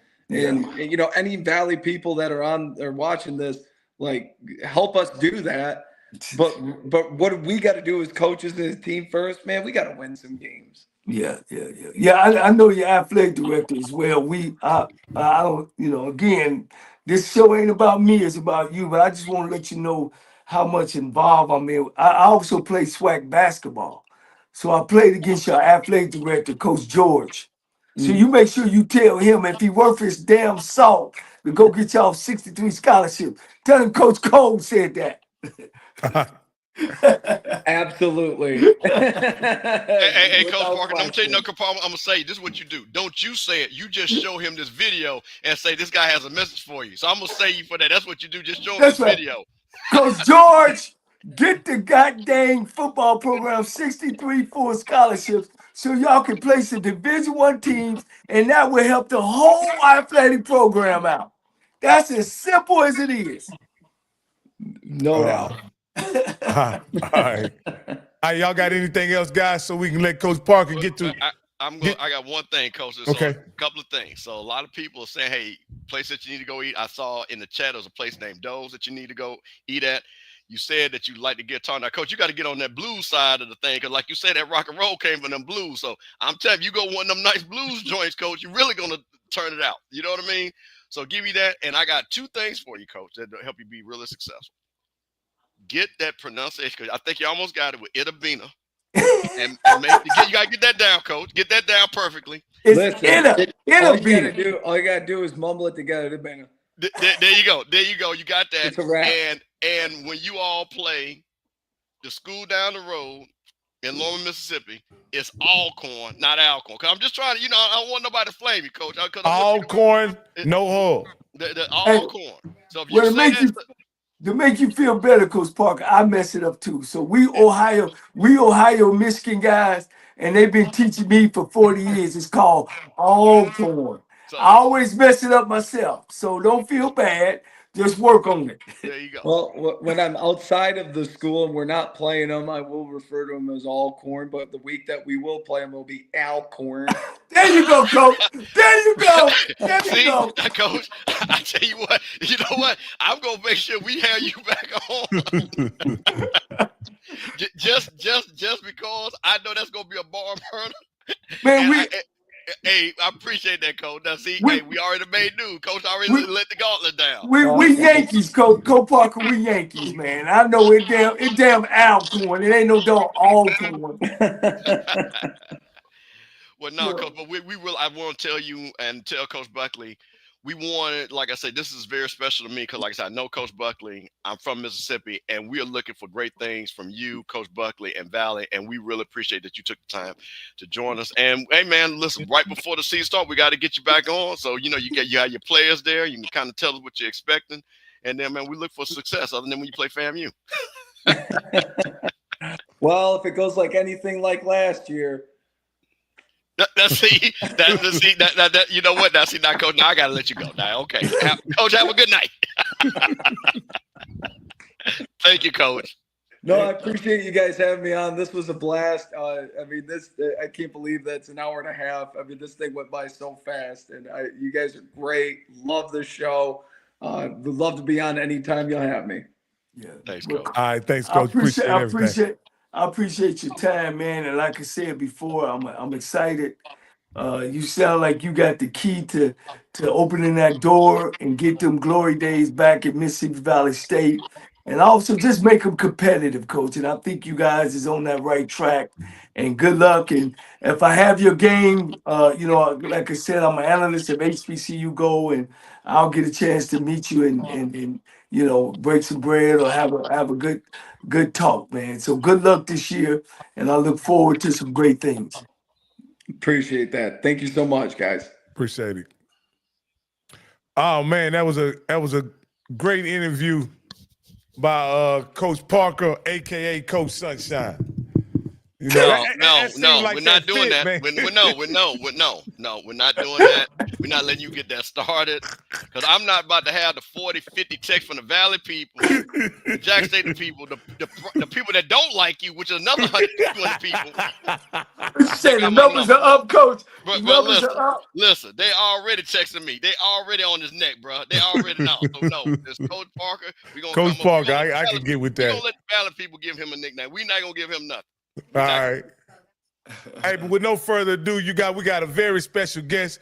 Everybody knows it's basketball season, so we got our HBCU basketball expert to come here and give us the latest and greatest with HBCU basketball on the men's and the women's side this time. Come on, Herb. With no further ado, we got Herb Stewart. Yes, sir. Yes, sir. All right, hey, Herb. Wait, Coach. Let me get this out the way. Go on and say Big Bama State. Go on, get that out the way. Get it on out the way that your boys won. Go ahead. Survive and advance. That's all I got to say, bro. That's all I got to say. Come on, thank you. We'll take that check that we got for that unit, that $348K. Yeah, the SWAC office can thank us for that. And yeah, man, look, bro. That was a heck of a game. I tell you what. We watch the game. You watch the game. Break it down for us. 76-8. Hey, all conference player makes the game-winning shot. Break it down. How did you guys win that game? To be quite honest with you, man, I thought defensively we really turned it up intensity-wise in the second half. And I was kind of dumbfounded in the first half why we weren't pressing as much. St. Francis was getting a lot of open looks from behind the arc in the first half. They were pretty hot in the first half. But I mean, to be quite honest with you, it played out a lot like the SWAC championship game did against Jackson. When they decided to turn up the pressure defensively, we started to speed them up and we started to get them to turn the ball over. I think St. Francis had, north of close to 15 turnovers, if not more. Wow. So that was one thing.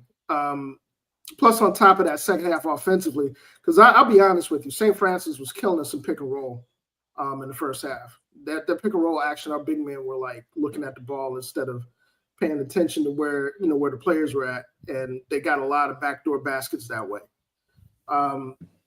What I will definitely say that the defensive adjustment that Coach Maddox made in that second half, immediately going to the press and alternating the 1-3-1 and some of those zone defenses in the second half were primo.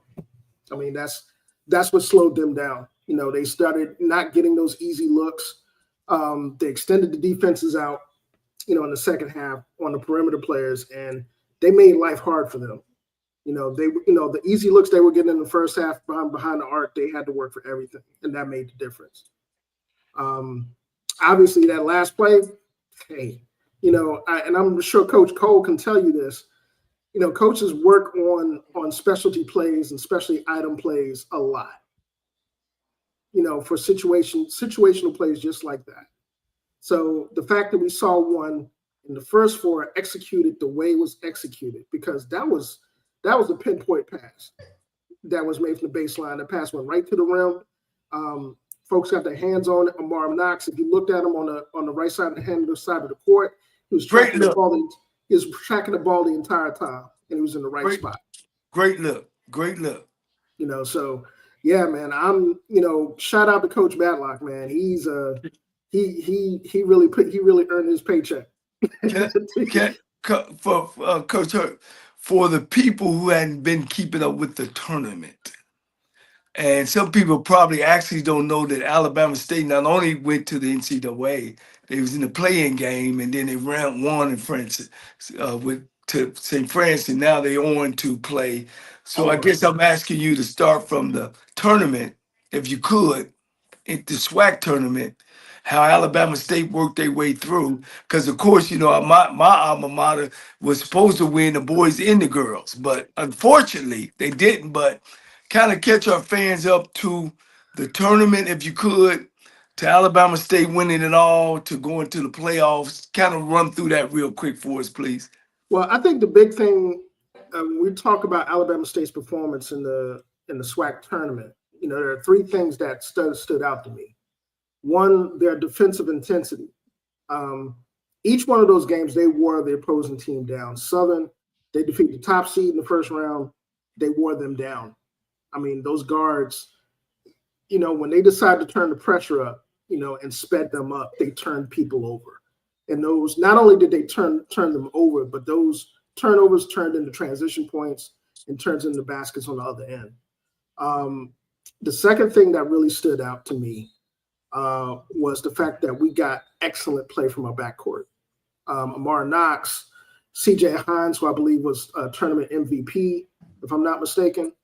You know, even in that second game where we were kind of struggling, Tyler Mack comes off the bench and has a stretch of 4 3-pointers in quick succession in the last 5 minutes of the game. Wow. You know, and people that don't know about the Knox kid. He was transferred from UMES.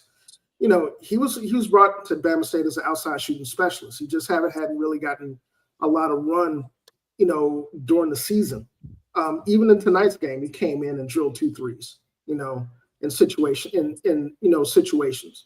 So, you know, that was the second thing. There was, you know, the substitutions and the way Coach Matlock used his bench to really effectively enhance his defensive prowess of that squad and to wear folks down. That was really apparent in the championship game.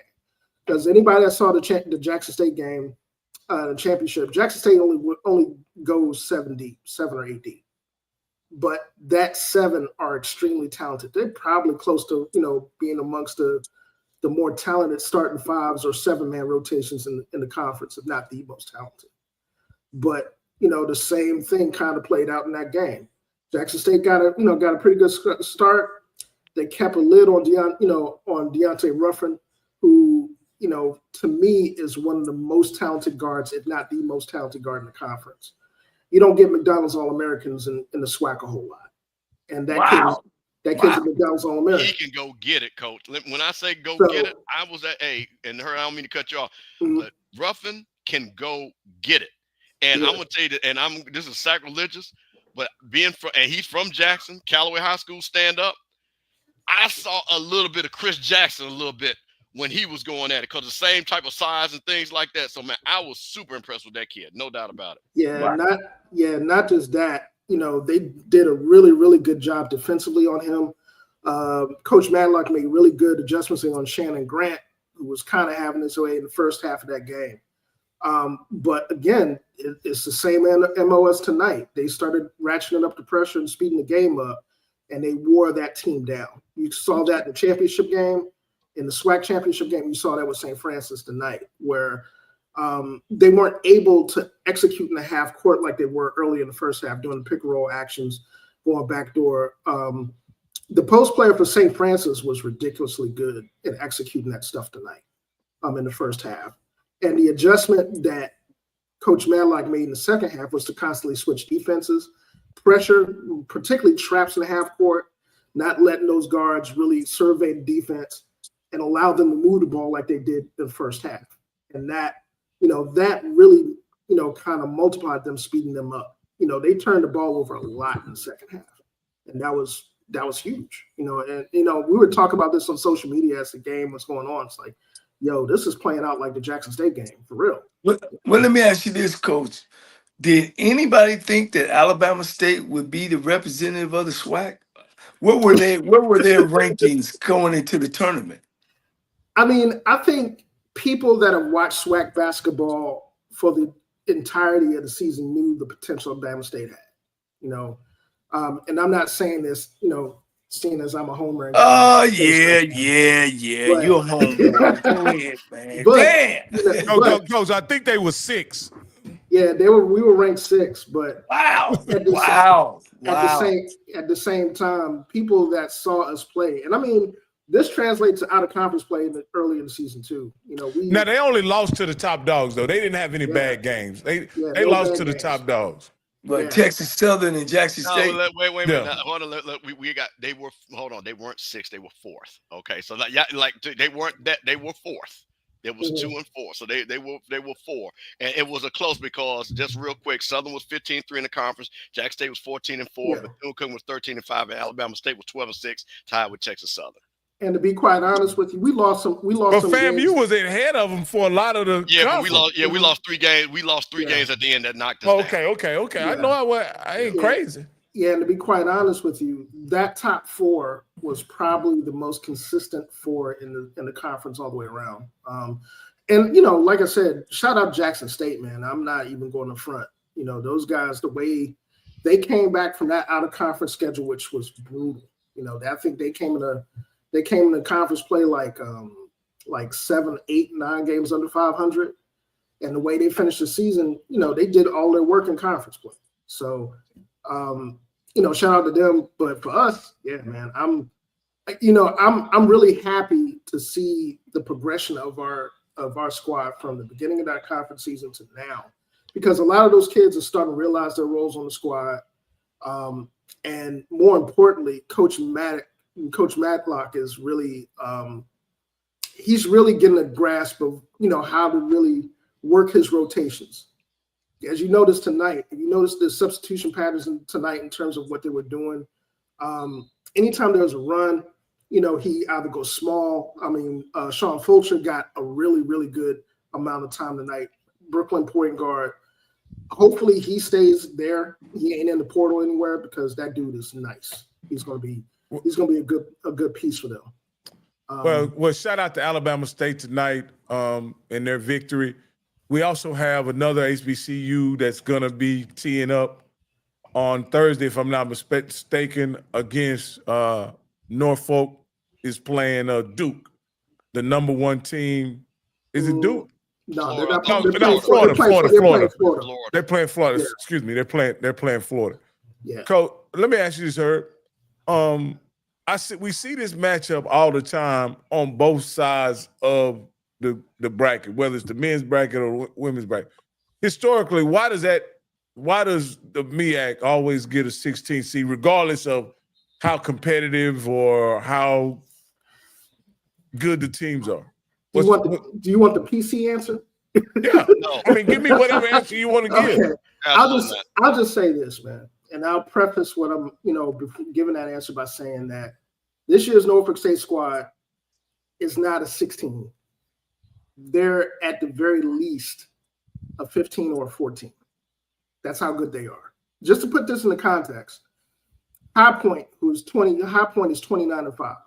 Okay, those guys are the darling upset. Upset alert for they play. I think they're a 13 seed, and I think they play Purdue in the first round, right? Out of Big Ten.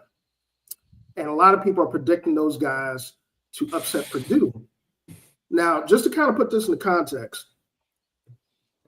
those guys were 16-1 at home with a bunch of Power 5 wins, and that one loss was Norfolk State. Okay, and not only did they lose, they lost convincingly. Earlier in the season, Norfolk State beat the brakes off of James Madison, who I believe is I think they're in the NIT or the CIT this year. They beat James Madison, a couple of CAA schools this year, by double digits. So, I want to start this analysis by saying that Norfolk State program is not your typical 16 seed. And if anybody's watched MEAC basketball over the last couple of years, that's some high quality basketball for low mid majors. I would put the MEAC up against any NEC, the Patriot, or any other these low mid major conferences, and a school like Lipscomb gets a 14? Mm-hmm. Yeah, and I think a lot of that also happens when, in terms of conference perception, and I think a lot of that also has to deal with how HBCU programs and conferences are normally perceived. I think the SWAC has a bigger issue with that than the MEAC does, primarily because schools in the MEAC have kind of altered their scheduling a bit in terms of utilizing a lot of more regional partnerships and scheduling with kind of lateral mid-major conferences, as opposed to just going for the big payday types of games against Power 5 and G5 conferences. A lot of times when we see that, and like I said, Norfolk is a really good example. Norfolk, South Carolina State this year, who were really, really tough.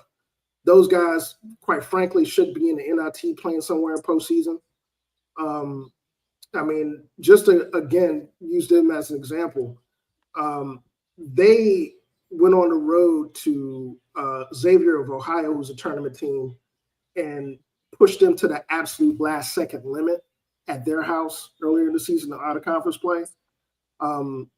Their coach was, look, we were lucky to escape with a win from South Carolina State.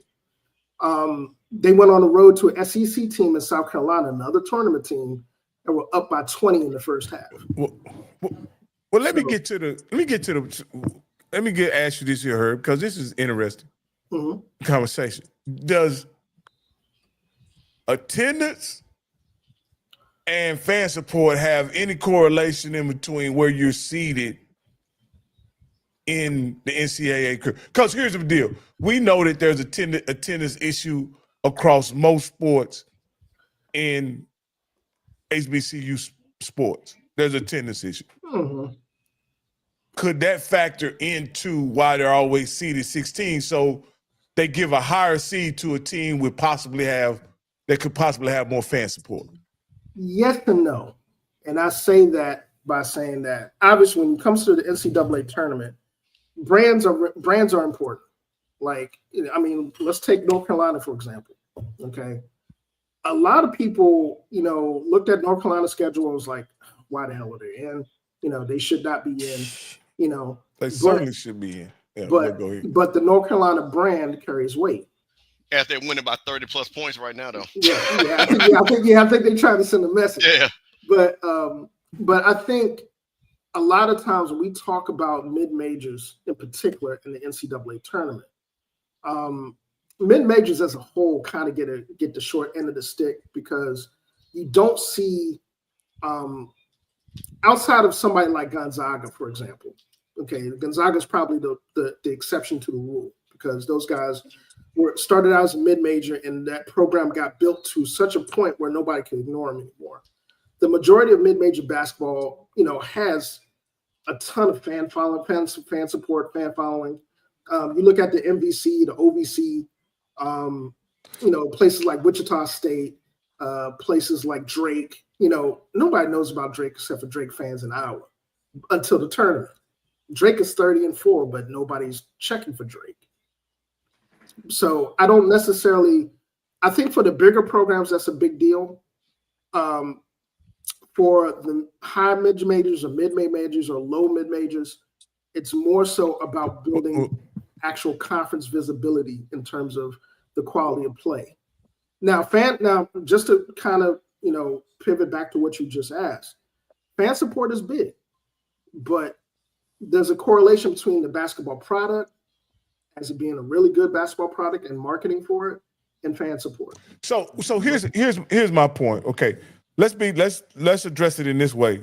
And North Carolina is in the game because of their fan support and brand. That's why they're in the game. And anybody's doing business know that North Carolina deserves to be in the tournament if they're competitive for brand support or whatever. I'm just simply saying that from HBCUs, when you see the attendance, you can see some really competitive basketball games, and they have attendance of like 460. Well, 600. May I go in instead? I did play Division 1A basketball. Yeah. at the end of the day, and Herb, you will definitely agree with this. I don't care where you're from. If your program is a winning program, as you spoke about Gonzaga's, they just came from nowhere. You know what I mean? Exactly. Because they were finishing 30-4 and 30, 29-2. And it's the same thing They with were the selling SWAC. out their arena as well. It has nothing. This is why it has nothing to do with that, Coach, because you don't play at home when you're in the tournament. When you leave the SWAC, like University of Dayton, who knows about University of Dayton but somebody in Dayton?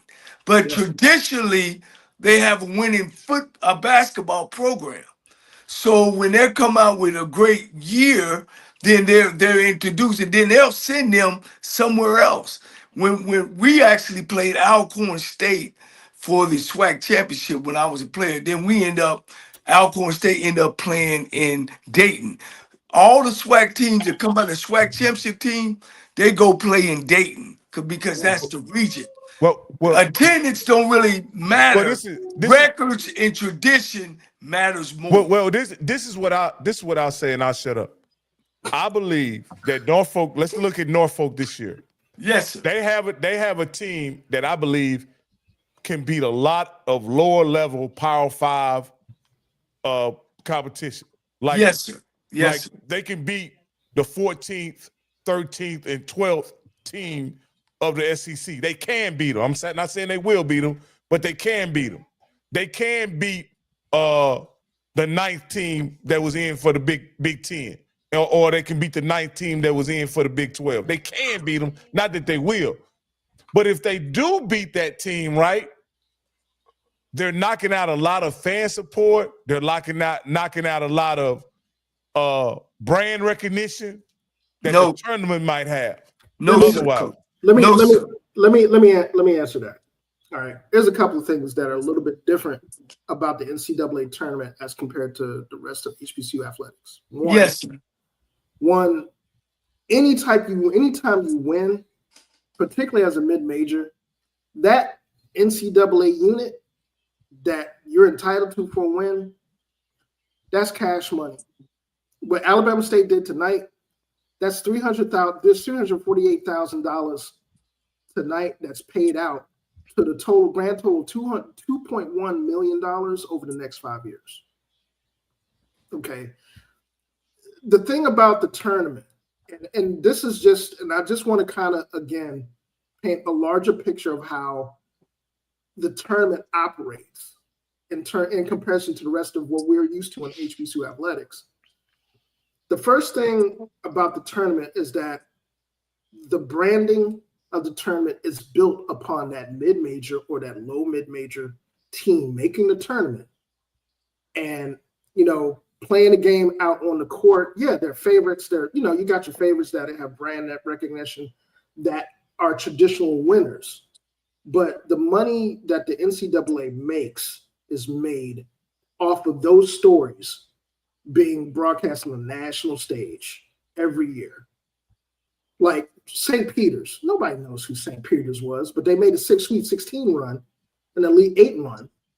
And not only did that, really buttress their school from being just 1 year out of Division II into a viable basketball program, it got their name on the map. Same thing with VCU. We talked about, you mentioned VCU. VCU, back in the day, was a regional, place known regionally, in the DC metro and mid-Atlantic area in terms of basketball. But what happened when they went from first four to Final Four with that run? Those are the types of stories that put programs on the map. Yeah. Now, can I piggyback off of that for a minute, Herb? I know you're going in my same direction, and I want to explain this to our audience as well as Rocky. These areas of where these games going to take place is already there, and as Herb dearly said, that it's off these stories. Whether I bring a North Carolina in Dayton, Ohio, because I know Dayton is one of the places that they always send groups of teams. Whether North Carolina go there and win all the way through, And okay, we supposed to. They gonna come and see North Carolina every night. But I agree. if Norfolk State come in there and be a Cinderella team, guess what? That place will still be packed out because of, like Herb said, the store. You know what I mean? We got a school down in Phoenix, Arizona called Grand Canyon. You heard of them, Coach? Yep. If you look at this school, Rocky, you be like, That's a man, community this school. is some bullshit over here. But in basketball, they get it done. So, Coach, what So I'm the SWAC is not notorious or known for basketball. I mean, when I came out, they had some greats of Alcorn State. I don't know. they put in a situation where they can't win a game, Coach. Every time, Coach, every time. They gonna play number 6. They gonna play number 1 or number 2. Am I right, Herb? Number 1 or number 2? Do you know the Southern upset Georgetown? When I was coaching in Southern, Georgia Tech. But Coach, Georgia Tech. But You know Coach, what I'm saying? that's Go okay. ahead. See, you going right where I was going, Coach. Okay. When there was that was when you only could have a 1 in 14 or 1 in 12. There's not been an upset since they went to a 64 game format of an HBCU. Coppin State is the only one they did it, and it was a 14 Steve. So what are we saying? So what are we saying? Let me respond to that. Hold tight. All right. First thing that we're talking about here is that there's not much differentiation between seeds 13, 14, 15, and 16. That's the first thing. But who they're playing is a difference, though. Well, hold on, Rocky. Let me cook it. That being said, just about every mid-major that plays outside of HBCUs falls into that category. The Lipscombs, the Belmonts, the St. Francis's. The University of Dayton's. Although Dayton is now Atlantic 10 and their profile's raising. But the point I'm making is that any one of those programs that are not Power 5 or G5 that make the tournament, those mid-major conferences, there's a whole rack of them. It's not just HBCUs. Right. Okay. They're not consistently 16s, though, Herb. Well, Yes, they are. Yes, they are, Rocky. Yes, they are. Look. Yes, they are. Now, we're talking about the SWAC. SWAC is consistently a 16 primarily because of a couple of reasons. One, we do a lot of traveling in our out of conference play collectively as a conference. Like I said, you take a look at the out of conference schedules of Jackson State, Alcorn, Southern. Although Southern did extremely well in the out of conference this year, that's the reason why their record was like it was, and the reason why they performed as well as they did in regular season. Because usually a SWAC team, Rocky, in its first 10 games, they play at least 8 Division I schools per se in football, these big schools, and they usually start off 2-8, 0-10, 1-9, 3. So they don't get no rankings just off of that. Yeah, and just to kind of piggyback off of what Coach Cole just said, when I mentioned earlier about what the MEAC decided to do, one, their conference condensed. That's the first thing. That inadvertently helped that conference in terms of being able to forge those relationships and to play those games, not having to do travel a whole lot. In the case of Norfolk State, Howard, South Carolina State, they made a lot of regional partnerships in terms of playing other mid majors, other Power 5 and G5 squads that were willing to pay, and those being actual lateral games. And we've talked about this on HBCU Hoops Weekly a lot, myself and Coach Lionel. How you schedule matters. It's not just a matter of, okay, well, you get beat down early in your off season. And that's one of the criticisms I've had at Jackson State, for example, is that this year, I think they had 15, 16 games on the road before conference play started. Yeah, that's usually it. So there are a couple of things that need to be clarified first before we start going into the discussion as to why our respective leagues are viewed the way they are. Because some other conferences like the NEC, that's another one. The Patriot, that's another one. Those are habitual, 16 seed conferences. I don't think I've seen anybody outside of Bucknell be any more than a 15 or 14 seed out of the Patriot. But even at that, Herb, I'm saying that in my lifetime, while I've been watching the tournament since they expanded to 64, then 68, the SWAC and the MEAC has been almost exclusively 16s. I can't think of a year that they weren't. Can I ask you this? What's their record say? What does their record say? Yeah, if you 22-10, what you want to be? 8, 9? When you got guys are 32-4 and 28-6. So this is what I'll say, Coach. And then the other people, hold on for 1 minute. And then the other people in your conference are 9-20, 10-25, and then you win your conference at 16-10. I mean, where you go? You know what I mean? Where can I say, man?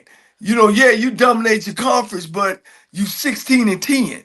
You go 14-2 in your conference, but when you look at your conference, all of them are like 10-20. Coach, in recent history, I want to say Texas Southern had a record of like 25-8, and they were 16. When was this? Yeah. When did they have only 8 losses? When did that coach almost beat the number 1 seed when TSU played them? They almost beat the number 1 seed. It can't be more than 10 years ago when that coach had them on the ropes. Coach, they had somebody on the ropes. Yeah, they wasn't no. What you just say? They wasn't no 28-10. That's 38 games. No. Yeah, the last SWAC team that I remember coming that close was Southern, and that was a Southern squad that lost by 3 out west. If I'm not mistaken, they lost to Gonzaga by 3 points. Yeah, and that was in TSU had somebody recently on the ropes for a while. Right. But their record was so bad, Coach. Oh, okay. When they opened up the season, they was something like, I think they beat Oregon. I remember they beat Oregon. I think they beat Texas A&M that year. And just to kind of, I don't mean to cut Coach off, but that's kind of why we talk about how important it is for the SWAC and the MEAC to be able to develop these conference relationships in the regular season. Like when we talked about like a couple of seasons back, I think the SWAC had a first of a kind with the Pac-10 when the Pac-12 was still in existence. And they played home and homes, which resulted in a lot of really, really good big wins. I think Grambling that year went to the tournament that year, and they had 2 wins over Pac-12 teams. So when we talk about those types of things, that the first thing that the NCAA committee looks at whenever we talk about strength of schedule, whenever we talk about conference visibility, it's the strength of that conference. Yeah. And the reason why the SWAC in particular, the MEAC has gotten a little better about it because of how they changed their approach to scheduling. But the reason why the SWAC ranks the way they do is exactly what we talked about.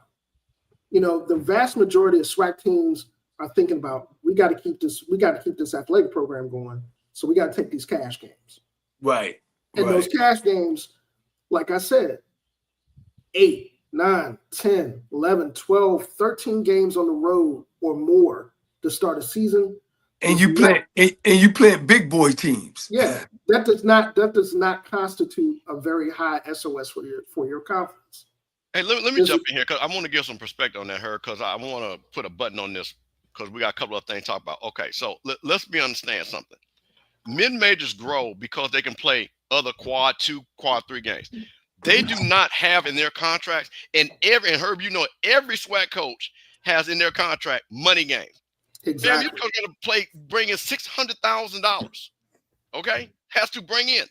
So unlike a High Point, a Belmont, who has an endowment 200, 300, 400 million, where it's not a concern, guess what? A High Point can play a Belmont. He can play games across that quad 2, that quad 3 to build up their records.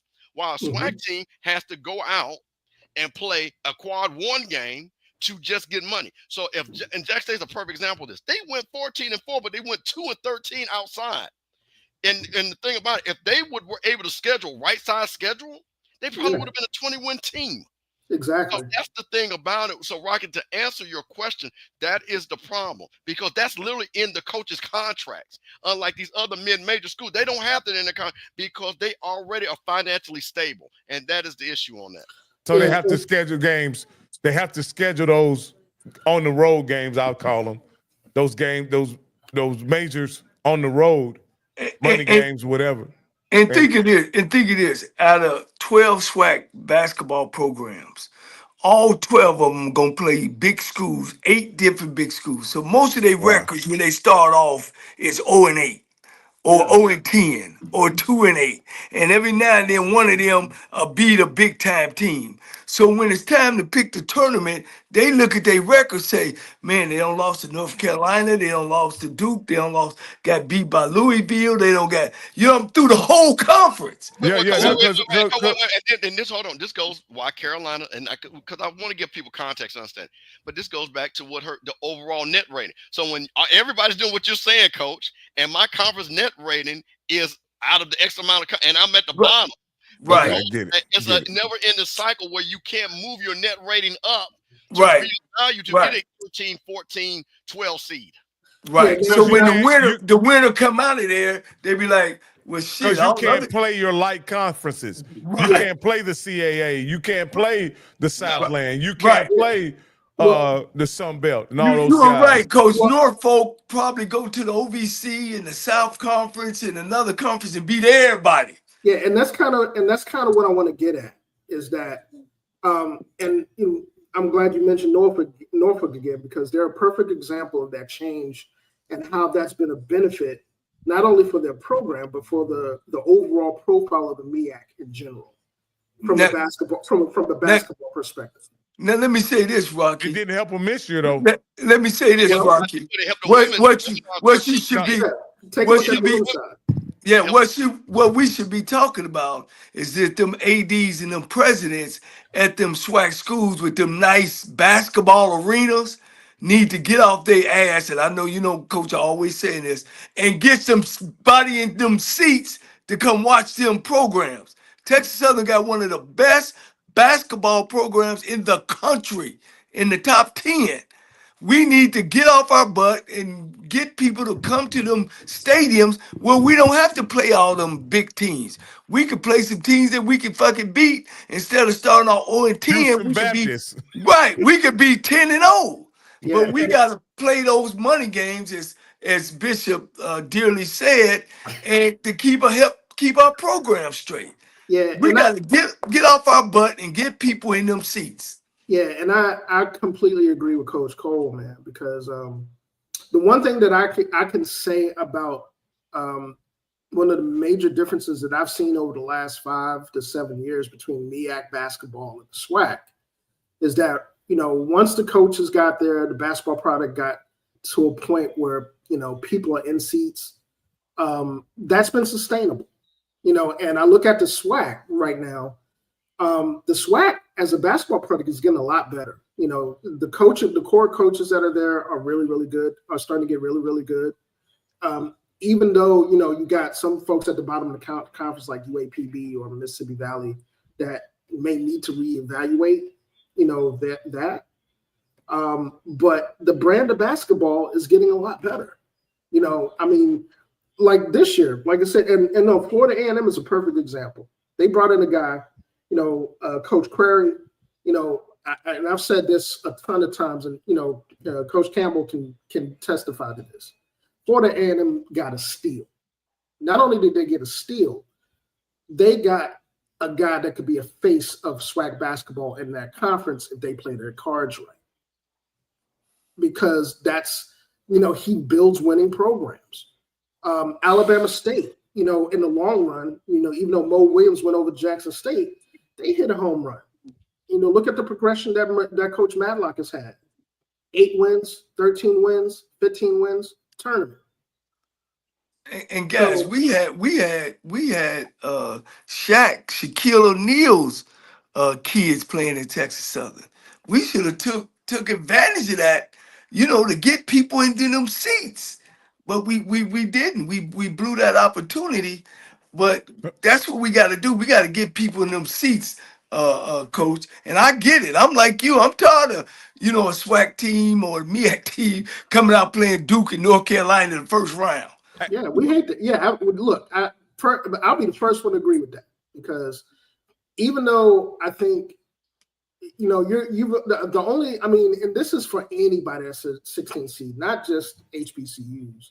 You've only seen one 16 seed win in the modern era of the tournament. That's UMBC. And they literally had to play the game of their lives and shoot lights out in order to beat a #1 Virginia team. Now, that being said, the way that paradigm changes starts with the product on the court, and starts with how we schedule, and starts with the actual conference profiles that we see for the MEAC and the SWAC. Like I said, I think the MEAC is a little bit more ahead of the curve than that. Even though you're looking at, Norfolk State being a 16 this season, I think that's BS. They're 15 or 14 in my eyes.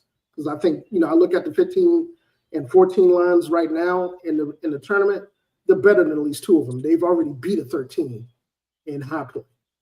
So to me, that's a wash. But at the same time, you look on the women's side, take a look at, if we're using Norfolk State, take a look at what Norfolk State's women have done not just for their school, but for the profile of women's basketball in the MEAC. Do they have a chance against Maryland? Hell yeah, they do. They got a hell of a chance. That's an upset pick. They got a hell. Let me tell you something. Brenda Freese bet to be nervous. And I'm gonna say this, and hey Herb, I hate to take this over, but I'm gonna say this as a big women's basketball fan. Those folks need to from Norfolk. It's a 2-hour ride, 2.5-hour ride up 95. They need to pack that joint out, because that is one of those games. If they get those girls to run it, it's gonna be trouble. Yeah, me and Coach Lynham did a game preview of this on our last episode of HBCU Weekly. First things first, Norfolk is a 30-win team. 30. Okay. Wow. And that 30 didn't come against cupcakes. They got a number of Power 5 scouts on that schedule. They've had one bad game. That was against the University of North Carolina, where they're a little bit overmatched. And Maryland, this is not your typical Maryland Brenda Freese type squad. They are shorthanded on the post. The guards, in my opinion, are a wash. Diamond Johnson's probably going to be the best guard on that court, if not the best player. I probably put her and Cheyenne Sellers probably in the same category. And let me say this to them damn basketball coaches out there. Hell, all you need is damn 5 players. Hell, you don't need 22, 25. Shit, it's 5 great players in America that you can go damn find so we can fill these damn stadiums up, man. I'm telling you, I'll be sick of that myself. You know what I'm saying? That basketball is a lot easier to recruit than football. You know what I'm saying? Every school in America play football. Basketball. Everyone got a goddamn basketball team. 2 rims in a court. You got to go find some of them, man. And that's the thing. And like Mr. Herb was saying, that and Rocky, and we all said it tonight. We got to find a way that we can get quality basketball players to come in there and put up big numbers. And we got to be able to sell those seats so we don't have to go out and play and start off playing North Carolina, Duke, Florida, so we can make money just to help the other programs out.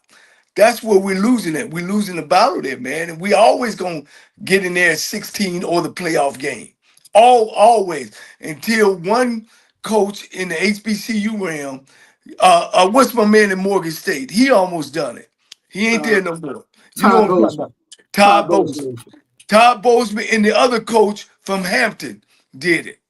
Yeah. The white guy, he did it. Steve Murfield. Yeah, Yes, that was sir. him. Yes, Yeah. yes, sir. Yes, sir. Herb, you with me, boy? You with me, boy? You know your stuff, man. You know Harold, your let stuff. me ask you, let me Hey, ask you a man. question. Were you able to come over and come to the SWAC tournament? Were you able to be in the presence, go to the games? Not this year, I unfortunately. was going to say, how was it attended? Did anybody see It was very well attended, to be quite frank, Okay. what I saw. I want Okay. to talk about that because I think this is very important to go at. So first time in Atlanta, I went to every night other than the championship game. Mhm. I saw Jackson State well represented, FAMU well represented, Alabama State well represented, Bethune-Cookman well represented, Southern well. It was, now here's the thing. Now we're talking about a 3,500 seat arena, but it doesn't matter. A great party is when people are enjoying themselves. Yeah. Yes. Yes. And the thing, what you saw, because of the right sizing of the arena, the crowd bases were loud. I made a post and people saw this on my Twitter, and then this is a joke for my Jackson people. Them damn pom-poms were pom-pomming with Jackson State because they were able to come over. Jackson State has a large fan base in Atlanta. A lot of people were able to drive over from Jackson. Same thing with FAMU when we played Jackson State. The Jackson State, Alabama State was amazing. The Jackson State FAMU game was amazing. The Southern girls and Jackson State game was amazing. And I'm talking about the energy and I've been to several SWAC tournaments. This was the first time where it felt like, I tell you what, SWAC tournaments used to be below high school tournaments. You left out Texas Southern, did they? Y'all got up out of there, coach. We didn't get no help, coach. Y'all didn't show up. I'm gonna tell you this. I'm gonna say I was shocked, but it was a long way. Not being funny, it was a long way. But if you look at the conference, they had a lot of support. And what I think, and here's the thing, if Commissioner McClellan can figure out a couple of things, the delays in games, and allow, because they have this fan fest, and allow people to go in and out from the fan fest when they have those delays in games, they've got something built. And I think they really can have something where they can get that thing to fill up to about 3,500 people, honestly. Yeah. That's what we need, coach. You got to start from there. So I'm going to take my hat off to the commissioner of starting in a small venue to get, like you say, man, the party is the party is when everybody has to let me ask you guys this. How many people attend the CIAA? It's roughly the same. First Mariner Arena, since they moved it to Baltimore, they have a capacity, if I'm not mistaken, and somebody in the chat can correct me if they have how many people show up? That's what I'm saying. How many people show up for the games? Yeah, I heard it's normally packed out. Coach, I went to one a long time ago, and that mug had to be 6,000-7,000. Yeah, they can get up to 7,000. That's when it was in Charlotte. That was when it was in Charlotte. So has anybody tried to make the SWAC an event like the CIAA makes their tournament event? Well, hold on. Let me answer that. Because I got you. Yeah, I'm gonna let you, because I think you're gonna go my direction. Only reason I'm saying, because I was there. That's exactly the purpose of moving it to Atlanta, having the fan fest, having where you, and again, the tickets were not overly priced. I think one of the times you get in the game for $10 for some people that I heard and everything. So what you had was, and what I did not know, which I found out from my AD, every school had to bring their band, or it was a $35,000 fine. So again, when you're talking about the environment, you got the Boom and the 100 and the Jukebox and all the other bands and things like that. You really had a great basketball environment, and you had people to come. So that's what Rocket, what they're trying to build. They tried to have after parties and things like that, day parties. And I'm talking things that were affiliated with the actual event. So that's the thing about it, which was really great. And for me, like I say, again, you saw people representing their schools. I met a lot of people that watch our show. Shout out to them. And the thing about it, so they're trying to build that. I think they're really saying, you know what, let's get a small sliver of the CIAA, use Atlanta as the backdrop, and build from it. So Herb, I'll turn it over. I like that. Go ahead, Herb. I'm sorry. Yeah, and I want to, I think Coach just hit the nail on the head. That's one big reason why, the SWAC moved to that venue. The other comparison between the SWAC and the CIAA, first and foremost, the CIAA has a head start on the SWAC in terms of basketball tradition. True. So, when that's kind of apples to oranges to me, because the CIAA has had the better part of 60, 70 years of being packed out and being a basketball product that people, gravitate to. We're talking about a conference that has national championships to its name. whether we're talking about Virginia Union during their run, where we're talking about Winston-Salem State, you know, and a number of others of squads that have national championships in that conference. And we're also talking about a conference that is a permanent staple in, you know, NCAA tournament play at the Division II level. So let's kind of put that to the side for a minute. Now, I think their fan bases are the same. That's what I wasn't really talking about. The fan bases are the same customers. That's all I'm saying. Well, the fan No, base. no. The MEAC and the CIAA is difficult. Yeah, there's a difference. Even though the MEAC, you know, from a basketball perspective, kind of, you know, is the CIAA's little cousin. The basketball audiences and fan bases don't necessarily translate because traditions of those programs don't translate. So, and they do a good job of playing each other too, Rocky. Right. You know what I mean? And I think that's what we need to start at too, is that, you know, particularly at the Division I level, we talk about the basketball product. That's where it starts at. There's no chicken or the egg here. Okay. You have a really good basketball product. That's how you market, and that's how you get people in the seats. So when you have a Southern University team, for example, like for a couple of seasons ago that had the run that they had, or had the run that they have this year, you have to market for it. When you have a tournament like we had this year, that was an awesome tournament by all looks of it, where fan support and fan engagement were at an all-time high, you have to market for it. Okay. And that doesn't just go for HBCUs. That goes for pretty much any postseason tournament that's looking to build a brand. That's just like the OVC tournament. You looked at the OVC tournament this year, looked like crickets until the semifinals and the final. Right. Most of those mid-major conferences are like that. Yeah, and Tennessee State by far had the biggest fan base there, the HBCU in the conference. So when we talk about these types of things, it's very important that we remember that all of that starts with the basketball product on the floor. When you talk about a basketball product on the floor that's engaging the fans, that's entertaining the fans, you know, and this doesn't just apply to the tournament. This applies to your overall basketball product that you see during the course of a year.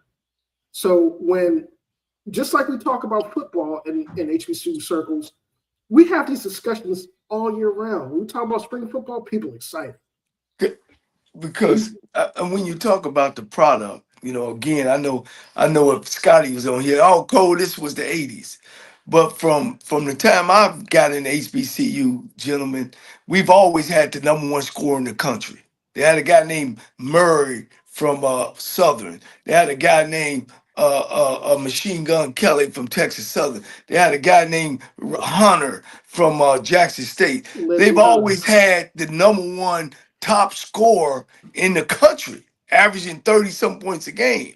So we were getting that morale, that what we needed in basketball, but I just don't think, Herb, that we took advantage of that. And like you and my man say, I didn't think we market that. When you got, and when Southern made that run, they had the #1 rebounder because he was from Dayton, Ohio.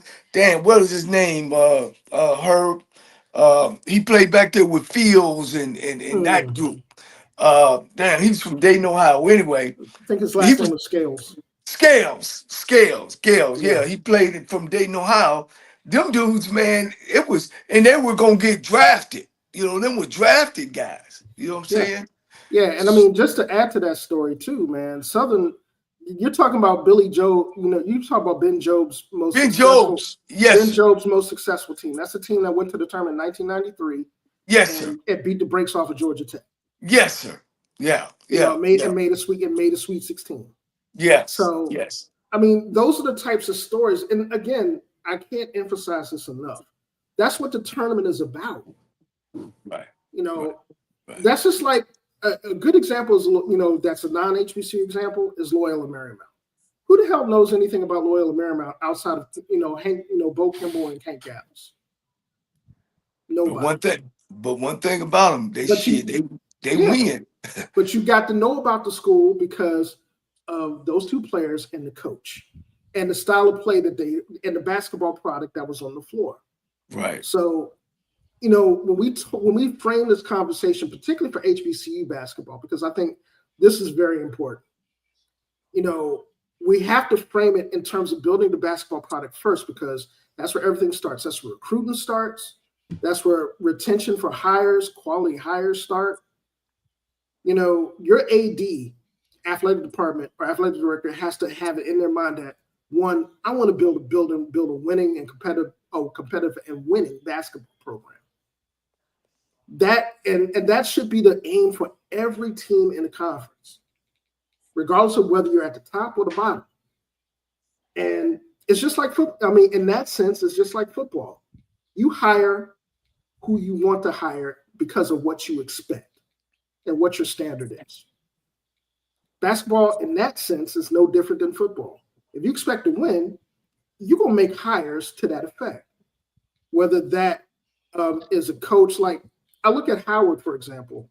When Howard hired Kenny Blakeney, the first thing that Kenny Blakeney said, I'm coming home and I'm going to build a winning basketball program in the DC metro area, period. Not Howard, not because I went to Maryland or went to Duke or whenever. I want to build a winning basketball program at an HBCU. Well, Okay. you see what St. John's did when it got Patino back. Yeah, and look where they are. Yeah, and I mean, and I look at the SWAC landscape as it pertains to coaches. Even though we've talked ad nauseum about, you know, the Florida A&M hire, a hell of a hire, you know, for the basketball product, that's the type of hire you need to make. You know, Alabama State, Alabama A&M, even though, you know, Coach Hughley had kind of a rough year this year, that dude can coach. He's got more international experience than most of the mid-major coaches that we know about. So wow. What we need to really start talking about when we talk about, you know, that revenue sport in the SWAC we call basketball is our individual team's dedication to building a winning basketball product. Jackson State had that on the women's side. You know what I'm saying? You know, and they had that for a long time. How did my girl do over in Charlotte? She had an upset in the tournament. Yeah. And then she went out the next round. She upset somebody in the tournament, then went out the next round. I got you. She wasn't very talented this year. She made her mark, though. She made her mark. Yeah, and I think, you know, just before, you know, I know Rocky and them was trying to close it out, so I'll be brief. I think, you know, I want to leave y'all with this. You know, the tournament, you know, particularly whether it's the first 4 or 16 seed, it's a showcase. It's an opportunity for you to see what your basketball program is, regardless of who the opponent is. Now, in the case of, like in this case, Norfolk State being a 16 seed against Florida, yeah, it's a messed up seed, but it's also an opportunity. Anybody that's seen Norfolk State play this year, they ain't no 16 seed. And they're not going to be scared to play Florida either. And that's what the tournament is all about. Not only is that all about in terms of their viewership, but it's all about for getting the word out there about your program. And guess what? If they beat Florida State that first round, that second game gonna be packed. And don't let them win the second one. Then now they become the Cinderella. They on every channel there is. And just to kind of add to this before we close out, Norfolk has a track record of this. You know, they did this as a 14 seed. They're a 28-point underdog. Wow, we need to bet on that. Yeah, I'll take the under on that. And just so you guys know, Norfolk State on the girls' side is a 14.5-point underdog. I'll definitely take the under on that. Yeah, look. I need to put me about 100. I need to put me about 100 on that. They ain't gonna lose by 28. Yeah, you need that action. Conrad, you just asked a question about the BCIC. Absolutely, the BCIC is going down. Have they selected the team? The division, there's not going to be a Division I division this year. Okay. This is all going to be Division II. And I think we did the brackets on the last show. That was, if I'm not mistaken, we got Claflin and Clark Atlanta in one matchup on the men's side. And we got Johnson C. Smith and, if I'm not mistaken, Morehouse on the other. Now, I heard were the teams in the MEAC and SWAC sent invitation and they just turned them down? Is that what happened? Yes. Okay. And I think, and to be quite honest with you, man, I think the fact that you have teams that are considering it but kind of holding out hope that they're going to get that bid to the NIT or the CIT or CBI or the new college crown, that new tournament. That says a lot. And I think at the end of the day, having an option like that for both Division I and Division II in the BCIC is big, because it gives an extra opportunity for kids to showcase their wares. HBCU Go is going to be televising the BCIC next week. So, it's going to give kids a platform to perform. And next year, for those squads that, don't get the opportunity to get through that conference tournament, but have a really good season, maybe they'll give us a little bit more consideration next year.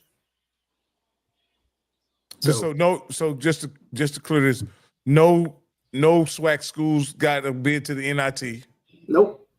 No HBCUs in period. On the girls or the boys side? No, WNIT is different. Yep. Texas Southern got a bid to the WNIT, and what about Alabama A&M? They didn't get a bid. Yeah, Alabama A&M's in there too. Yeah. What's the WIT?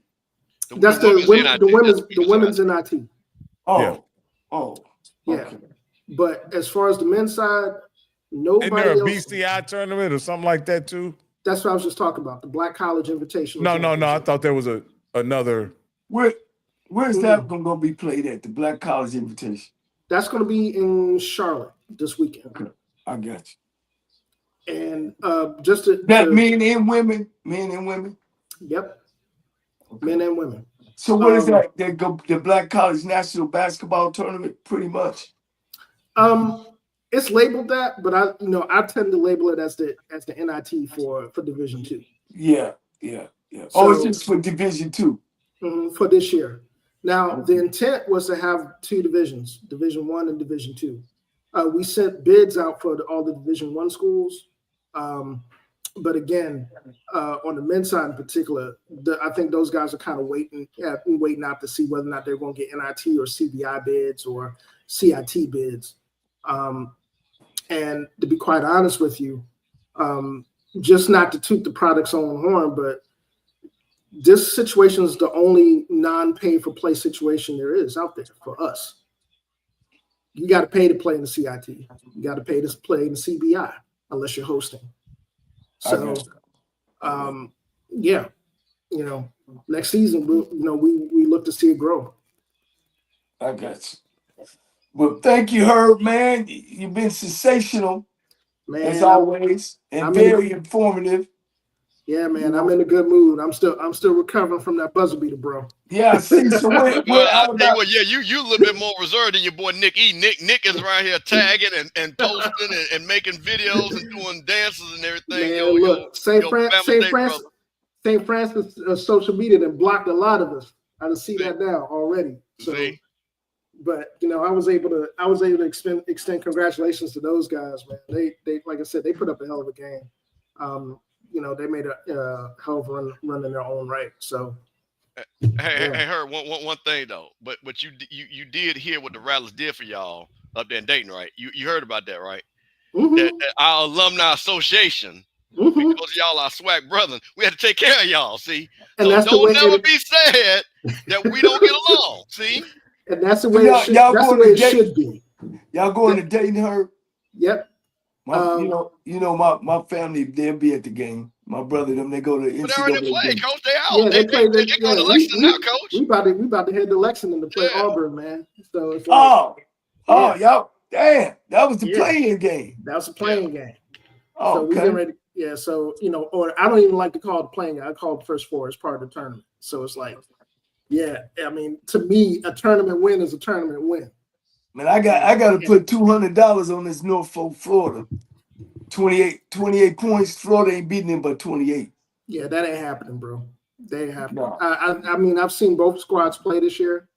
If anything, the advantage Florida has on the post at the 4 and the 5 spots, that's going to pose a problem. But guard wise, you forget it.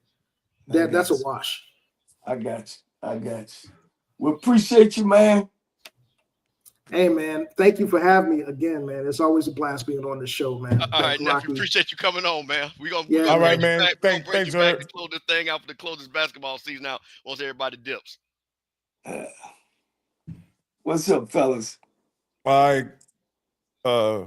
Is it something that look, I've been hearing about. Well, go ahead. Do we have something else? No.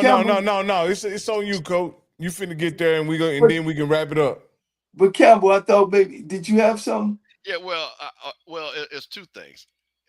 What I like again. Shout out to Coach Parker for coming on. Hey, Coach Buckley, however he hooked it up.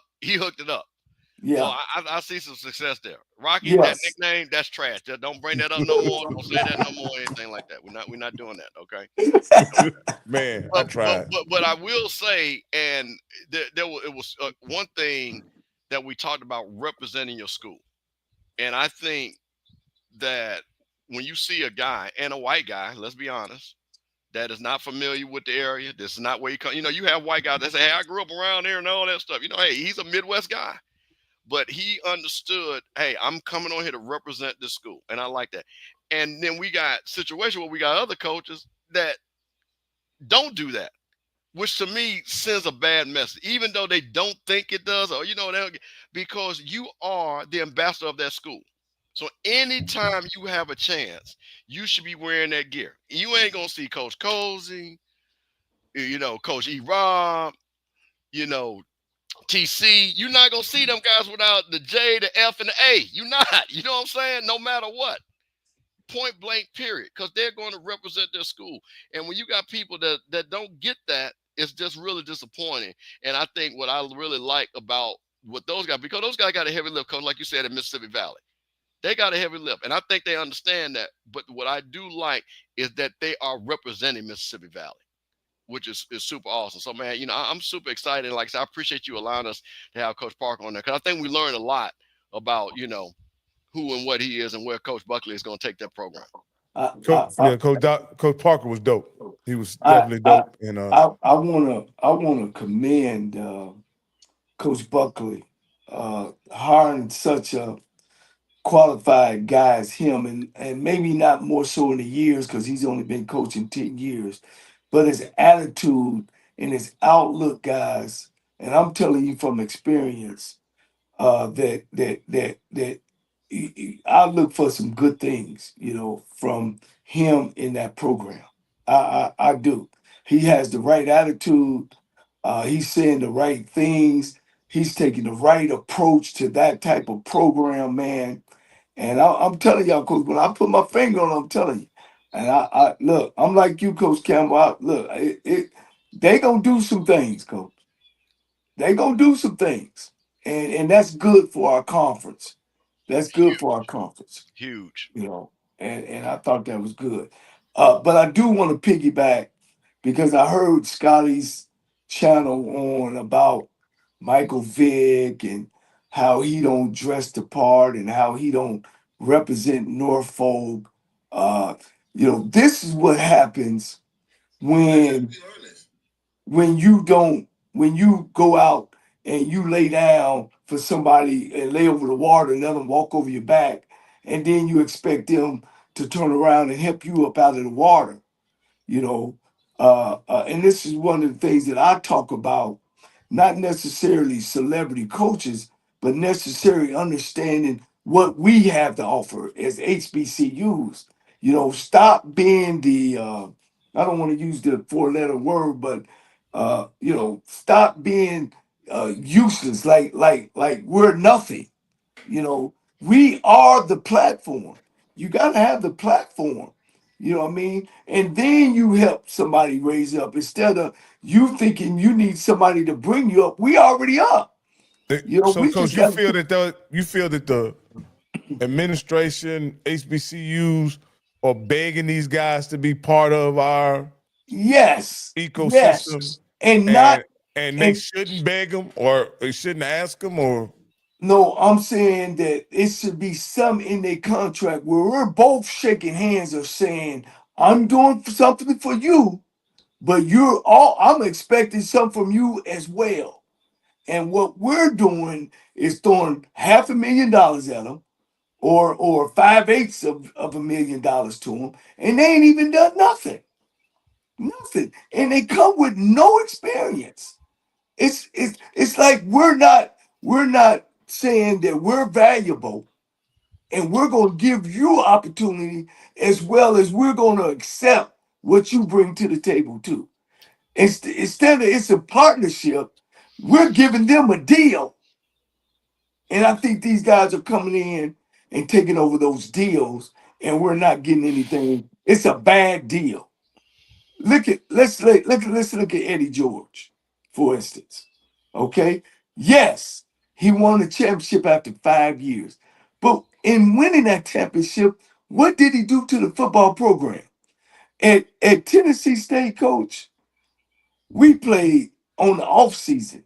A&T either every other year, South Carolina State, Southern University, Florida A&M every year, and Jackson State every year. Then we would play the conference. Not only did we give Eddie George $500,000 to coach, okay, what did we get out of the deal? We went down to playing Pine Bluff, no fans, Lane College, got beat, Mississippi Valley, no fans. All right. Then we go into the conference and it's a four-way championship, right?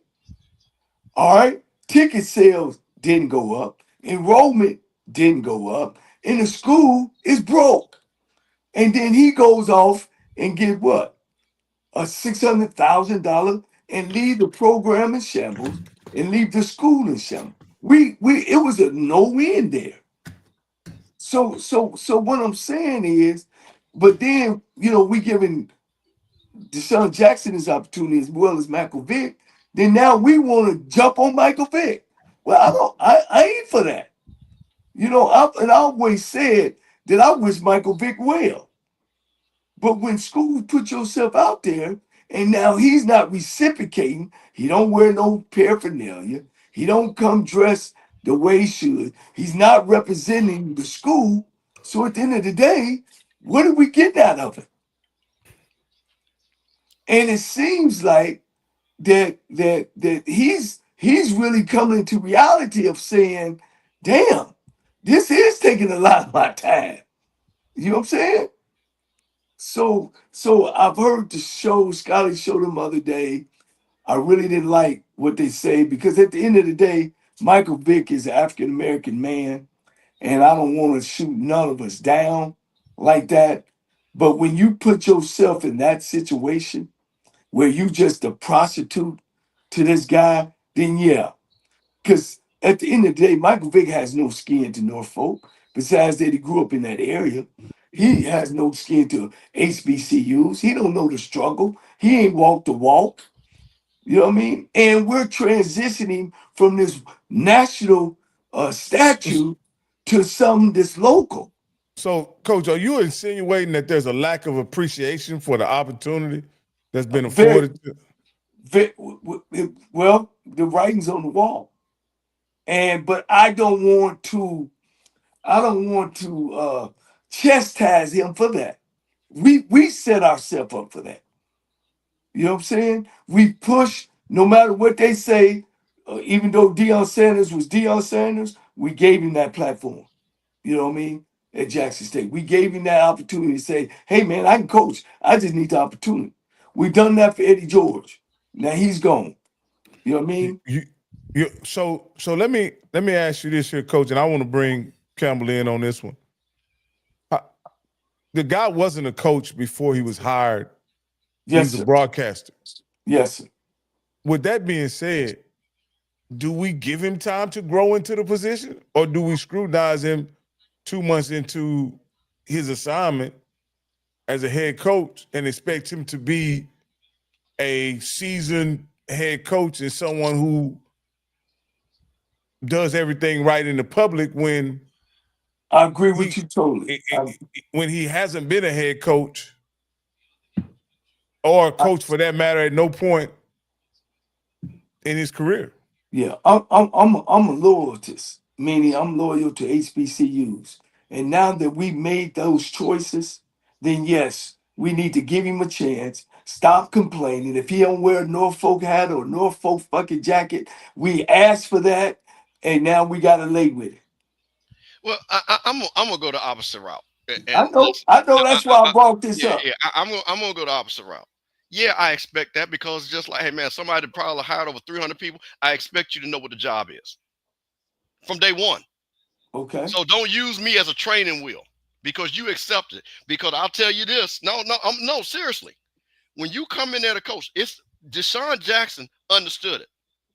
So somebody, whoever it was, or maybe he knew, said, you know what? I'm representing this school every day I step out. That's point blank, period. That's business 101. So while you can sit back and say, oh, let's give him a chance. Hey, man, we have paid you extra. Like Coach said, we're paying you extra. We're doing all these extra things that we don't do for anybody else. So I expect you to do extra. Because don't ask me to do a lot and you do give me a little.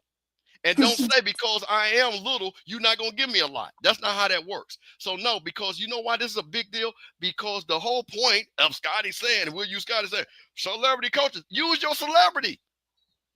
But That's see, the whole point. But see, because we're not because let's be clear, we're not hiring him because he, to your point, that he's a great coach. No, we're not. Coach Buckley actually coached. So that's my Coach Buckley. So wait, hold on, wait a minute, because I got to finish this. Oh, Coach I'm sorry.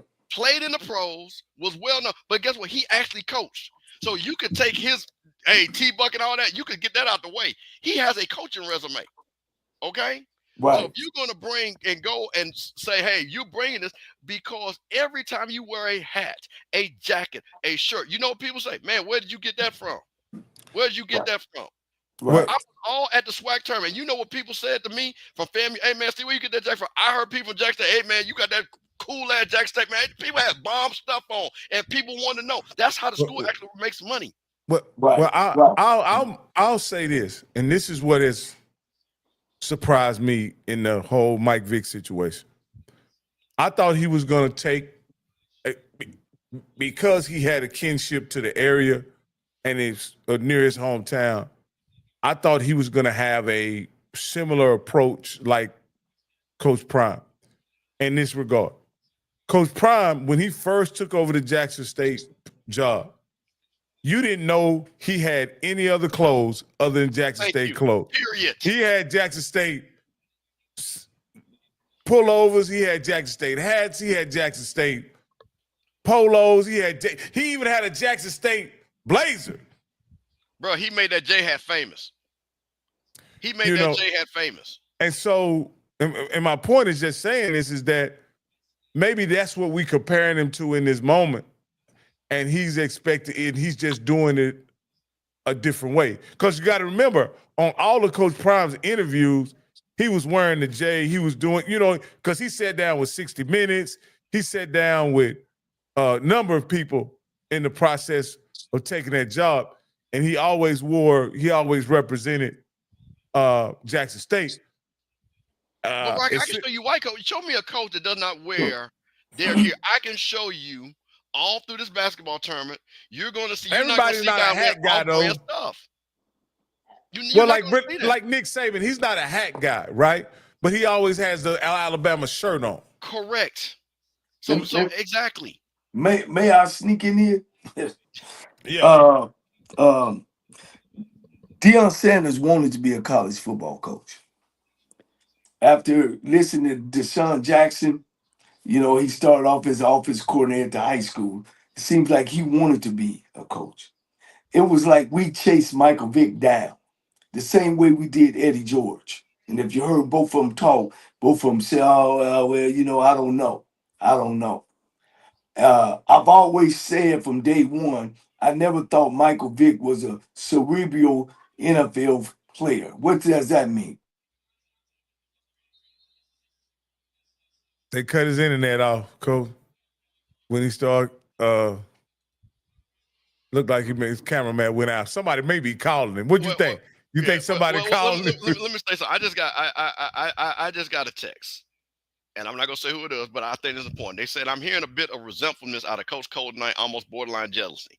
The day of the trophy coach is almost over. Time to simply let Mike Vick cook. That's not true. Michael Vick is a trophy coach. He's exactly that. He's not, you're not hiring him because he's a coach. So I don't get this. So, and I guess the reason why people are pressing this, because the whole point of it is raising the profile of the school. It's just really, I mean, and that's what we want. We want Norfolk to have this profile, right? Because it's Michael Vick. You take pride in that. Can y'all hear me? Yeah. Yeah. Hey, I don't know why the guy was saying I'm hating on Michael Vick. Hell, tonight I'm standing up for him. You know what? I thought it was. See, you know, the reason why I'm not gonna say who said it, because these my folks. You know what I'm saying? But it's because I'm saying, well, let me talk to your folks.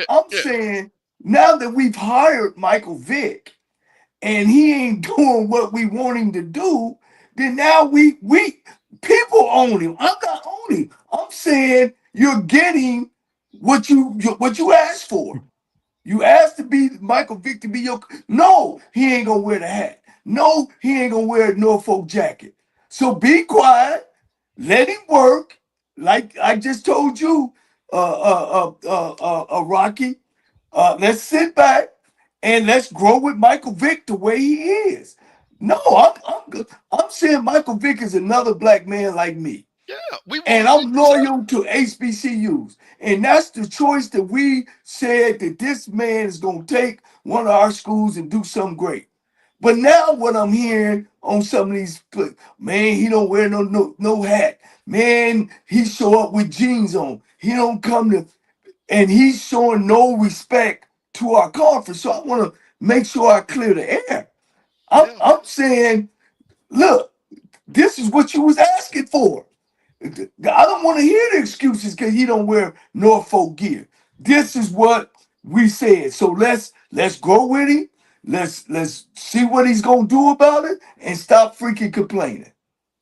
That's what I'm saying. And I don't think, and Rocky, I want to be clear. I don't think anybody is like, well, let's fire him because of that.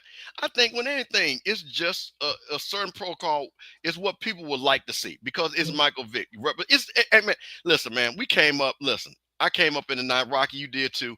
Man, there was nothing. When you saw Martin come in there wearing a Grambling thing or a FAMU thing, man, we were like, oh, man, look at Martin is wearing that. You know, he come out there, Def Comedy Jam, wearing that stuff. Man, it's just a pride thing.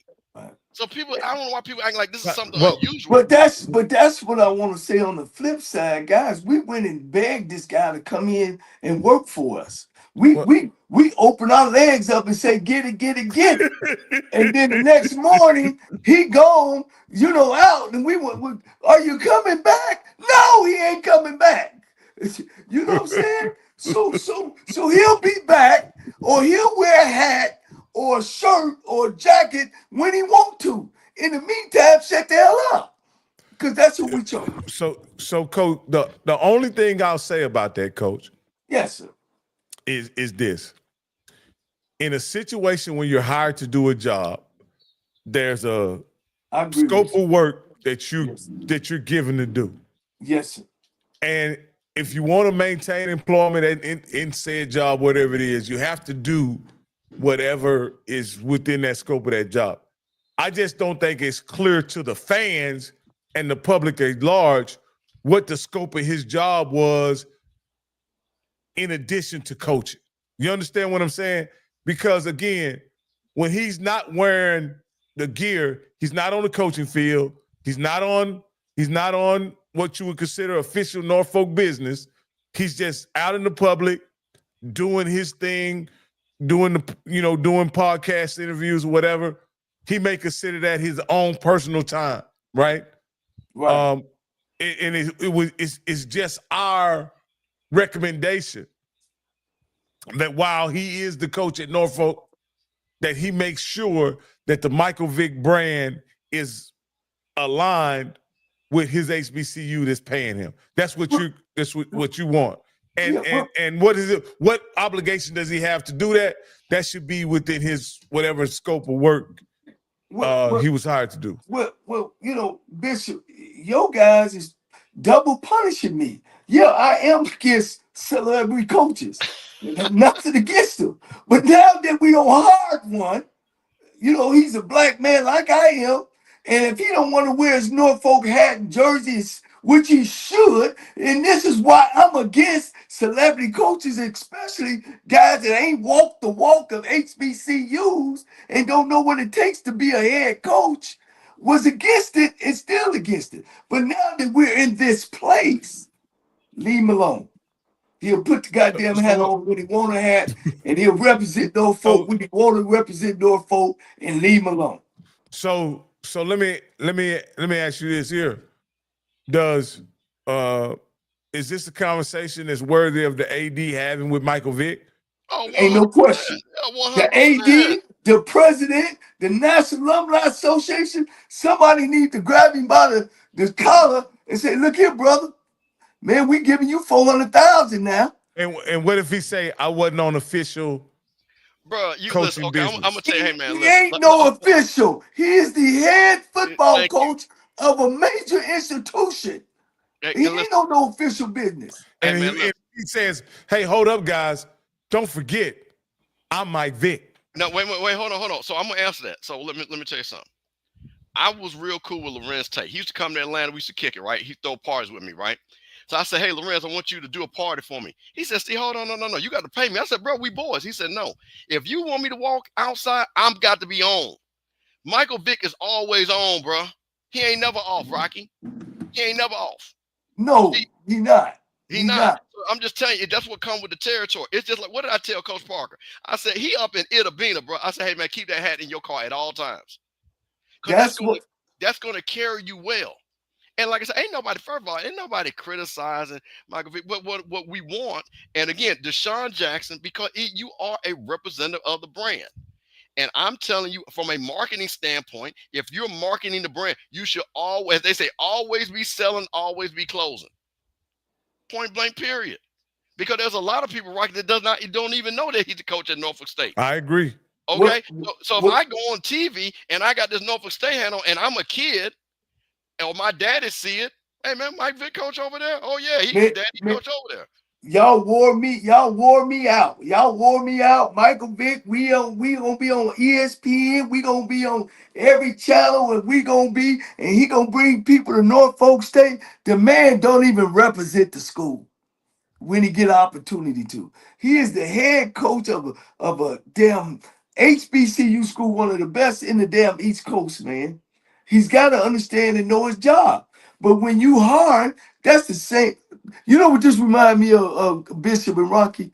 This remind me of the boy that we hired at Bethune-Cookman.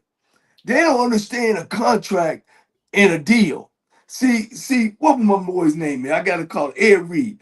Ed Reed thought he was on a contract. A deal. What's the deal? I'm bringing something to the table. You bringing something to the table. But I'm doing something for you. You doing for me. So I can say and do whatever. See, Ed Reed had got that mixed up. You know what I mean? He didn't understand you under a contract. So he was like, "Well, I'm Ed Reed. I'm going to bring this to y'all." And that's the way they made him feel. Because he started hollering during the time. "Well, man, I talked to Dion." With Dion, that was a whole different story. Now here come Michael Vick. It's the same way, man. When you open yourself up to that and make that person think that we need you and we can't do without you, and I'm not really interested in you, and I don't have no skin in the game, and I ain't from no HBCU. I'm used to being on Fox News. I'm used to going to a facility that's clean and people in place. Michael Vick ain't getting that. Maybe, just maybe, I don't know, that he's really feeling like, whew, this might not be for me. You see what I'm saying? Right. There's a question. Somebody said, "What would we say?" I'm gonna say, I just put this in the chat. Coach Cozy went to Florida State. He loves Florida State, and I have all respect for that. He loves Florida State. He talks. I tell you what, let Coach Cozy walk up there on that campus with a Florida State hat on, see what happens. He ain't gonna do it though. Because he's a football coach. He ain't gonna do it because he understands that he's and miss it. So don't tell him. So no. So that's what I'm saying. And Coach Cozy is right across the street from Florida State. And he has every right to love Florida State. Florida State made him in the man he is. But when you come across that track, you are a rattler, bro. That's and right. he knows it, and he got more rally. Like he said, he got stuff I ain't never seen. And that's the way it's supposed to be. So that's what I'm saying. So understand the same point is that Michael Vick, he went to Virginia Tech. I get it. Michael Vick don't even win no Virginia Tech stuff over there at Norfolk State. If he do, somebody should pull it off of him. So bro. So like I said, again, what about the hat that says Vick on it? Man, look, throw that shit away, man. We paying this man $400,000. He got gear. We need look. What about the hat that say Fox Sports? Hey, man, damn that, Coach. Is he working for Fox Sports? Rocky. We hired this man to be the head coach, but at the end of the day, guys, he's an African-American man, which is a black man that we want to see successful. So myself is take what you get. We riding with Michael Vick, Johnny Cole. I'm riding with Michael Vick, and I hope he win because when he win, HBCU win, and we all win. That's a big deal. But exactly. But I want Michael Vick. Listen, man, I'm gonna say this. I'm gonna say this again. When you get guys like Michael Vick and Deshaun Jackson, you want them to be successful because when you got Michael Vick, Norfolk State playing South Carolina State, that's going to be a big game. I want that to be a big game. Right. When Southern Jackson State play, that's a big game. When FAMU Jackson State play, that's a big game. Now T-Buck is up there. I want Valley to be a game where Jackson State like, oh, okay, we at least got to take these guys serious. Alcorn, we got to take these guys serious. That helps the conference out. Right. Let me show our fans understand who Johnny Cole is. I got a choice to make, like everybody else, to either say celebrity coaches are good or not. I don't think they are, and I'm gonna stay with that. But at the end of the day, guys, I'm an HBCU guy. So now that we've made those choices, when they win, we win. You know what I mean? And what about when they lose? And when they lose, I lose, and then I'm gonna be saying, "I told you so."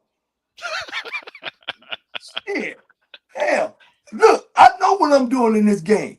And all Michael Vick is doing is either somebody at that school is going to have to grab him and say, hey, buddy, we brought you in here to represent Norfolk State. Not yourself, not Fox. You know what I'm saying? We brought you in because of what you've done on the NFL playing field. This is what I hope, guys. And I mentioned this is in our chat.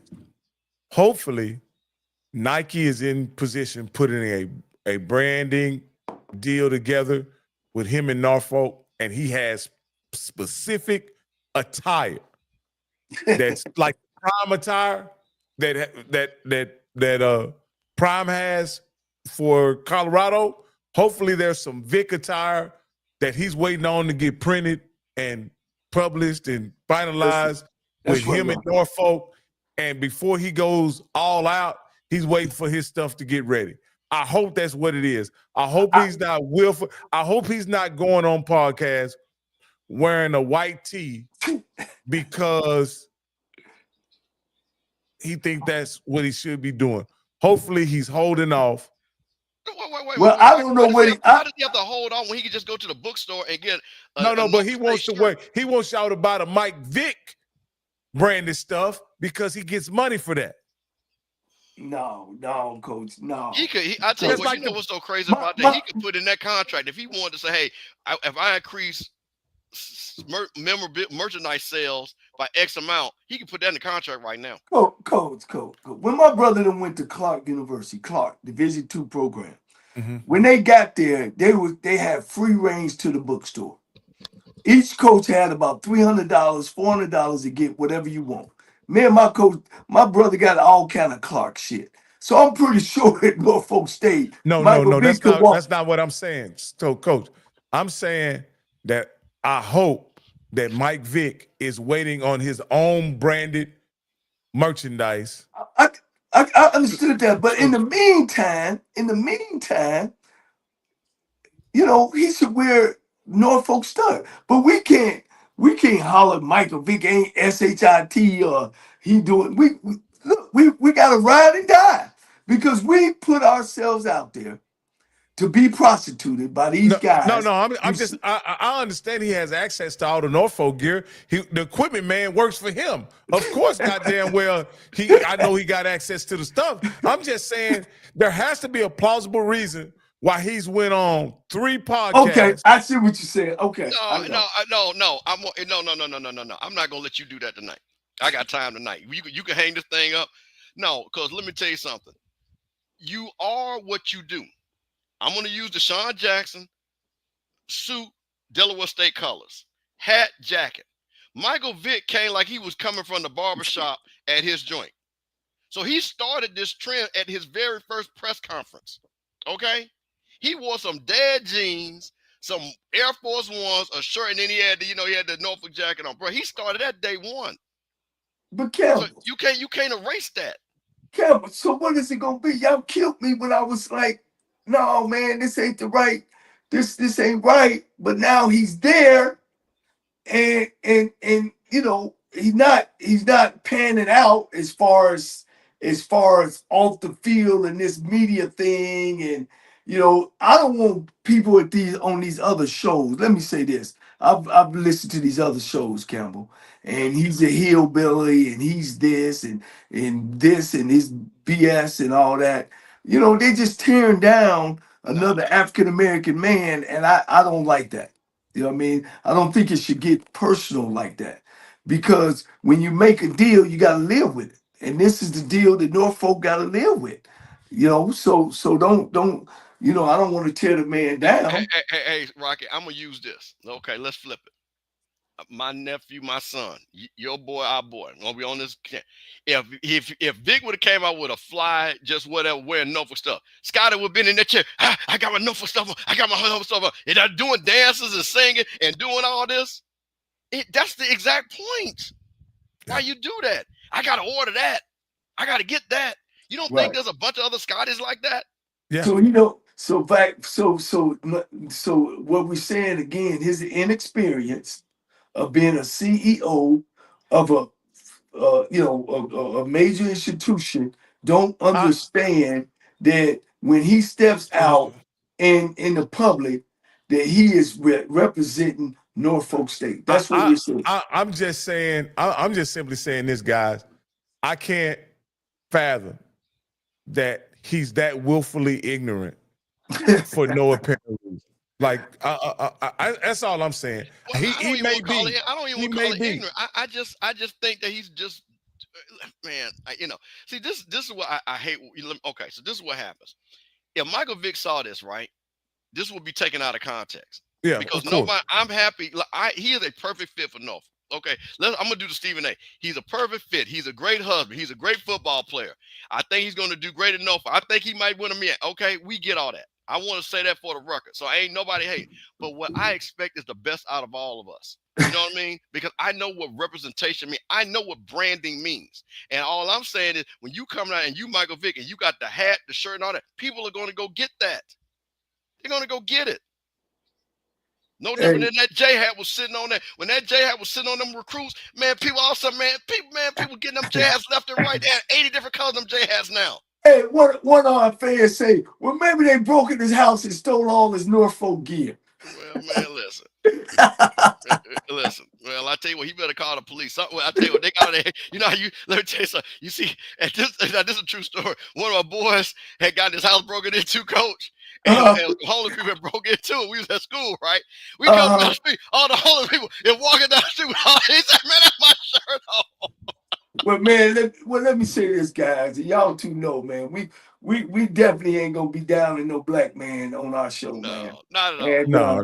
It's all with love and but damn, somebody need to pull Vick together, man, and be like, hey, buddy, you the head football coach. Yeah, him and Johnny Manziel had one heck of an interview. It's gotten millions of views, and it would have been nice for him to have some Norfolk gear. In the interview, did he mention that he was coaching Norfolk State? Because I've seen interviews. I haven't seen any clips of it. No. Okay. Hey.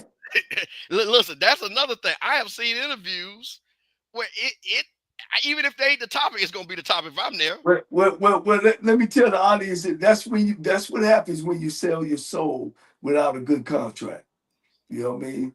You know, they went about, you know, this guy's being this, that, and the other, man, and maybe they forgot in his contract that he has his moral contract that he has to be able to represent the university, you know, when he's out. I don't know. Maybe they need to tell him that. I don't know.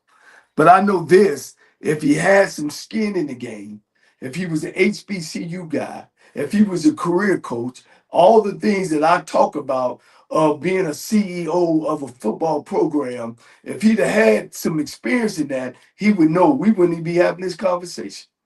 Hey, Coach, I don't have nothing else. You know what time it is. I'm going to step away and y'all close it out, man. I got you, Coach. I appreciate it. I want to end it like that. Oh, well, Coach, I'm just going to say, hey, you know, shout out to Coach Buckley again for getting Coach Parker on. Shout out to you, Coach Cole, for allowing this to have avenue. And shout out to the people in the chat, man. You know what I mean? Y'all come rock with us on every Tuesday. You know, good, bad, and different. Don't like us, do like us, but at least you here. And I appreciate that, man, because most of you all are HBCU alums. I got a lot of respect for your schools. Saw a lot. And, man, and shout out to everybody that came to the SWAC tournament because you represent, I mean, y'all represented your schools, man. It was a great environment. Everybody was friendly. Everybody got down. You know what I mean? Some people won, some people lost, but it was a great environment. So, man, I just want us to keep building that. And, man, just remember this thing, man. We under siege. We under siege. I know a lot of you all seen that the president has rescinded the order from President Johnson where technically they can bring back colored water fountains and bathrooms and things like that. So, man, it's up for us HBCU folks to stand up, Coach. It's time for us. We can't hide no more. People said we had to sit out, but we cannot allow, because we're the ones that have the knowledge and the education to stand up to these type of people.